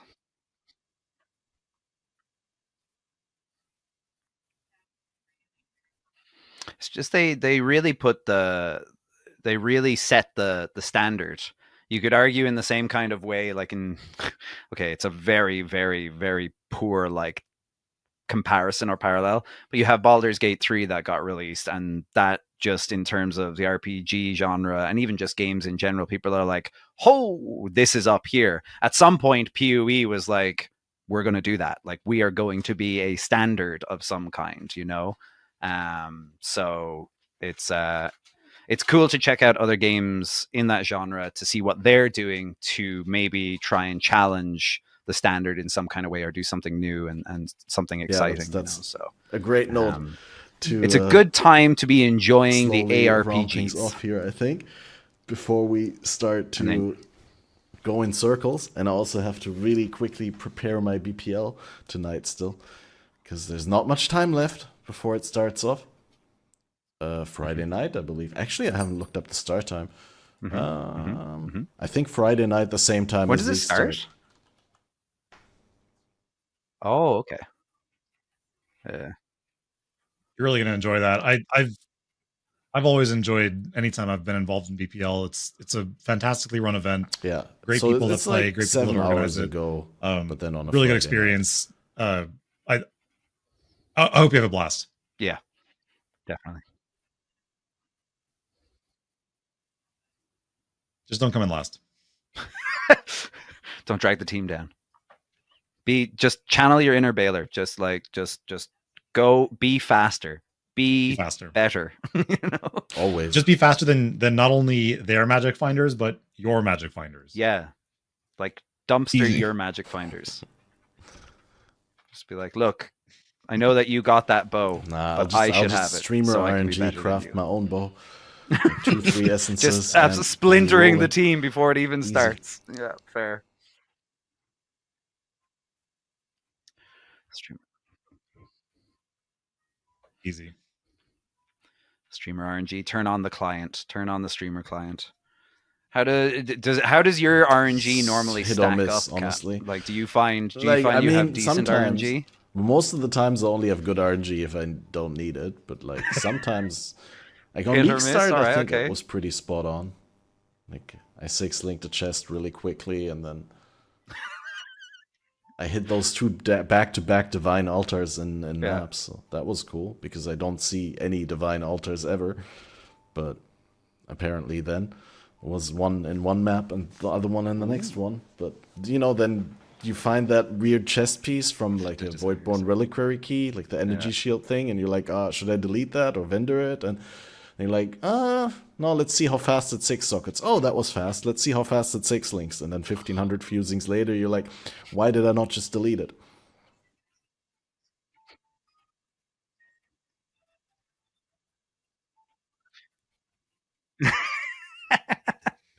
I'll say it. My first 6-link of every single league, I'm benching that bitch. I am benching it because I don't trust my RNG. I'll put it to you this way. I've seen from the Voidborn reliquary keys, I have seen far too many foil Hall of the Grandmasters to be comfortable with my RNG. So, Or I got Yeah. 2 Annihilating Lights last league. That was cool. They were both the lowest possible roll you could have them, but they were a shiny. I mean, in SSF or in like so a small private it's league, just you're kind of 100% like just right. bench but the like, first 6 link. Save yourself the trouble and just bench yourself the 6 link. Anything. Just anything. No, anything. Don't do it to anything. yourself. It just. I have a thing, which is as soon as I get to maps, the first 6 link on a 6 socket on an appropriate base, I will spend all of my fuses on, which usually is 15 to 30 fuses. And if that 6 links, great. And if it doesn't, say 1500 or buy a 6 link. That's it. Kindred Spirit, let's go. I will spend the first 6 socket that drops in maps. I'll just try my RNG on it with whatever I've got, and then I'm never spending another one. That's it. Yeah. Why am I still picking up 6 sockets to vendor, you ask? Because I have to. There is a mission here, and it involves 1500 of the fusings, so I'm gonna do it. Yep. If you don't like it, watch another streamer for the time. Bench or no bench? Yeah.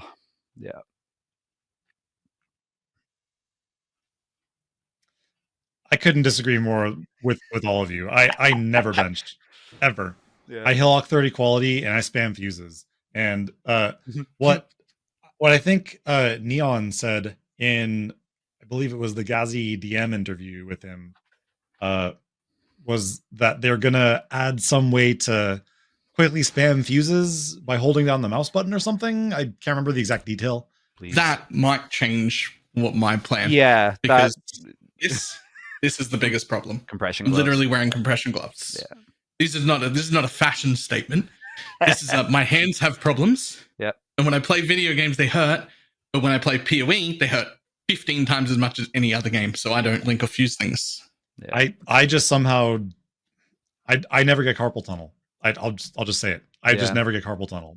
Spamming 7,000 fusings doesn't bother me. I can do it. So I never bench. I'm somehow my forearms are freakish. I can't tell you what happened. You go up, you meet Aphelion at Exile Con, and you can clearly tell which is his fusing arm because his forearm is just built like Huck's thigh. It's just unreal. It's like I see you've been doing your tailored left clicking on stuff to link it. Very cool. Over here. Besides, I like gambling, so I never bench. Yeah. We'll see. Well, I suppose I was going to say, like, are you banking on for your plan for this next character? Is there a big ticket item that you need to farm out? I suppose, and I pray your RNG holds for that. Well, the very last thing. Well, the last big thing I need is to finish crafting the Sadist Garb. Right. So it's a eye level 85 fractured Sadist Garb with T3 suppress on it, and I need to hit +1 curse, T1 flat, T2%, and then just something decent for a third prefix before I move on to the suffixes. Yeah. I hit T1 flat and no. I have an anathema ring. I don't need that. I hit T1 flat, T2% with some fossils and went to slam a third prefix and I got the literal second worst result. So I scoured it. I'm starting over. So I'm the rage scour. So I'm delving for more fossils and I'm gonna try again. So once I get that done, then the next. What's the plan? Fair. Well, I pray that my RNG holds up because I'm farming Uber. The plan is I have a Penance Brand character to do Uber Eater, sort of. I've got 80% good enough items on it. We're going to need to do a bit better than that on the Penance Brand. But I leveled a Wander to farm up the invites. And I'm now trying to decide if I want to... Which 2 maps do I want to subject myself to for said farm? Could just run in, wait till the altar procs, and then back out, but I'll burn through maps. Or I could do Coves, Iceberg, and pray that we see the div cards for the Fractured Orbs. That'd be pretty cool. Unlikely. Or I can relive my Purgatory last league where I was farming Residents instead of Uber Eater to hopefully see the Nimbus div card drop and then gamble that up. But as Aphelion will confirm, I poorly magic find for that, like magic founded for that. You did a great job last I week. Don't did worry. such a great job. So You did great. It was like a very flaccid 600 maps, and I was like, it'll happen. And then I stopped playing the league. I was a little worried that you'd burn that 0 out of 7 meter into your monitor or something, but you LED did burn. You did a really good job. Yeah, chat loved it. Chat was just like, dude, so I could literally have like it's a countdown right timer this big on the screen, my camera. and people are gonna come in and like, when podcast. And that's the plan. Like that. Who knows?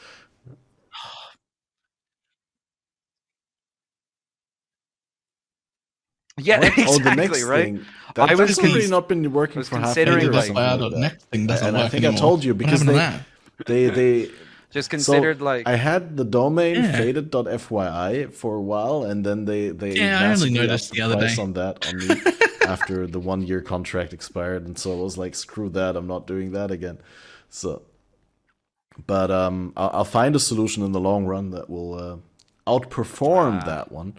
But for right now, I've just been linking the countdown on the link tree. So that's linktree/FATED Podcast.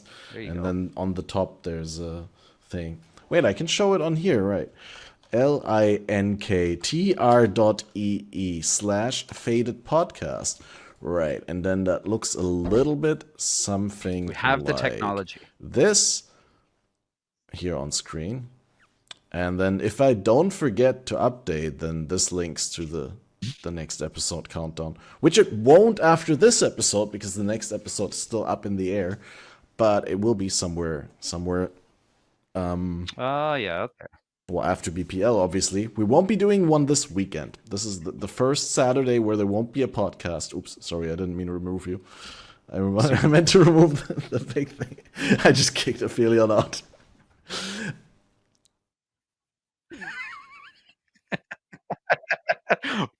You can't get rid of that easily. Actually, hey, Catmaster. You know how on Hot Ones they have that segment where it's like they show the interviewee something from their social media and ask them to You're not going to do this right now. Should I pick something ask them from to Bantix's react to Twitter? it or like give the context behind it? No, I thought maybe since Bantix is kind of like a new element to this podcast and it's their first time, maybe we could help the audience get a bit acquainted with him. So is it about pineapple on pizza? DM you a link. We could, have him explain, what's going on here, and just you can just screen share it, dude. You do it right now. I always tell people, who he is.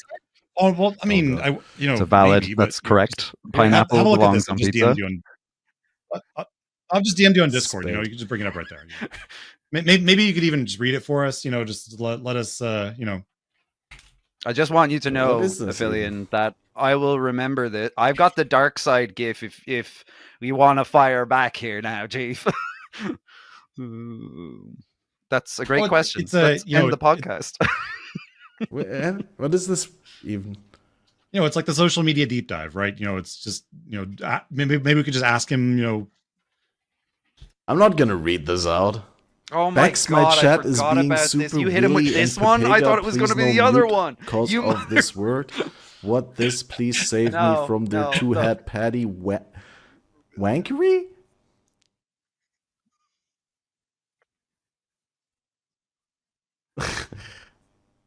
Wankery. What on earth are you doing on Twitter? Look, it was dark day.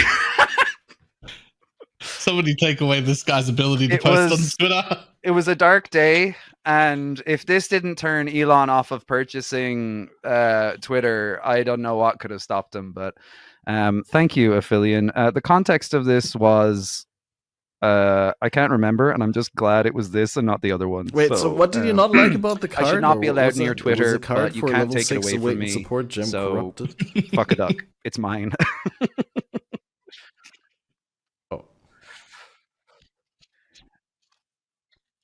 No, legitimately, I cannot remember what we were given out about. Chat was hounding me for something or about this card. So, okay, I make in real life div cards, and it's very likely that I was giving out about the design because chat wanted me to make that div card. Thus, I was asking Bex, what's going on with this card? Yada, yada, yada. By the way, he makes in real life div cards and awards them to people, but doesn't actually send them to them. They'll get to you eventually. Like I had to go to a different country, to Canada, to pick it up from him. one that I won 9 months prior. He is, in fact, correct. There is definitely a backlog on the div cards that I have to complete for people. Mine was done. You didn't mail it to me. Correct. It was sitting in your room. I didn't want to go down to the post office with just one package when I had another 7 sitting beside me that needed to be finished. I was bulk sending. But yes, this has been enlightening. It's been very enlightening. Thank you very much, Aphelion. Yeah, I'm sure Balor and Catmaster and everyone listening and watching are thankful that they won't get this what's time on the back program in their for life. today's stream? Yeah, it's already gone. Perfect. I've been doing my first attempt at like a 0 to hero thing, except with no magic find at all from my fresh league start. I'm about on par with where I thought I'd be. I thought 3 days to get everything set up, all my completions done, all my watchstones characters set up to be functional in tier 16s. And then hopefully day 4, which is today, start doing a farm of some kind to make a bunch of money. What's the target? Fully geared, functional, good endgame character. Plus, sounds good. My preference of belt plus 100 divines in the stash. Well, as for myself, I'm going to be that's prepping the BPL run and hopefully achievable, get winnable. a hang of how to get into the MF stuff as fast as possible on fresh start, because when you're one of the first ones, then it's also basically SSF. So I know that I'm gonna be able to get things from the team, but as far as the first 5 hours or so, I'm probably by myself anyway. So, gotta get back into those racing spirits. And, yeah. Yeah. Oh, yeah, for the MFing stuff. Do you have obviously, I'll do you have a little with the cheat team. list for the uniques that you're looking for, especially the easier ones to get started with? Because people will toss that to you. Informed about the needs, and hopefully we'll get some resources diverted to my side. Solid. But I wanted to do the little outro speech, unless there's something you wanted to still say, bring up, information that is useful to the listener. Well, if you don't have any, then I have some, which is if you've missed this podcast, it's uploaded in full. You can find it as a video on Spotify. It will be uploaded to the FATED ARPG Podcast channel on YouTube, which is a new channel that I made, which is not yet monetized, which means until it's monetized, you get to watch ad-free there. And I heard there was some technical difficulties in the beginning of the podcast, so if you found this on the CatmasterOP channel, then that means you just have to be a little bit patient until it's uploaded elsewhere. I'll try to fix it in post, because I will have the local recordings. And yeah, that's it. As always, this format can only exist through your help and support, and so I'm grateful for that. And if you've been supporting, you're on the end screen. And we'll see you for the next Fated podcast, which will be announced on the Linktree and on my socials, so make sure to be there. Follow these wonderful people. Thank you for being here, Aphelion, Bantix, and Balor, always making time. And guys, Balor normally goes to bed after this podcast when we do it at the other time slot, but today he's starting, so go check out that stream. And we'll see you for the next one. Bye-bye.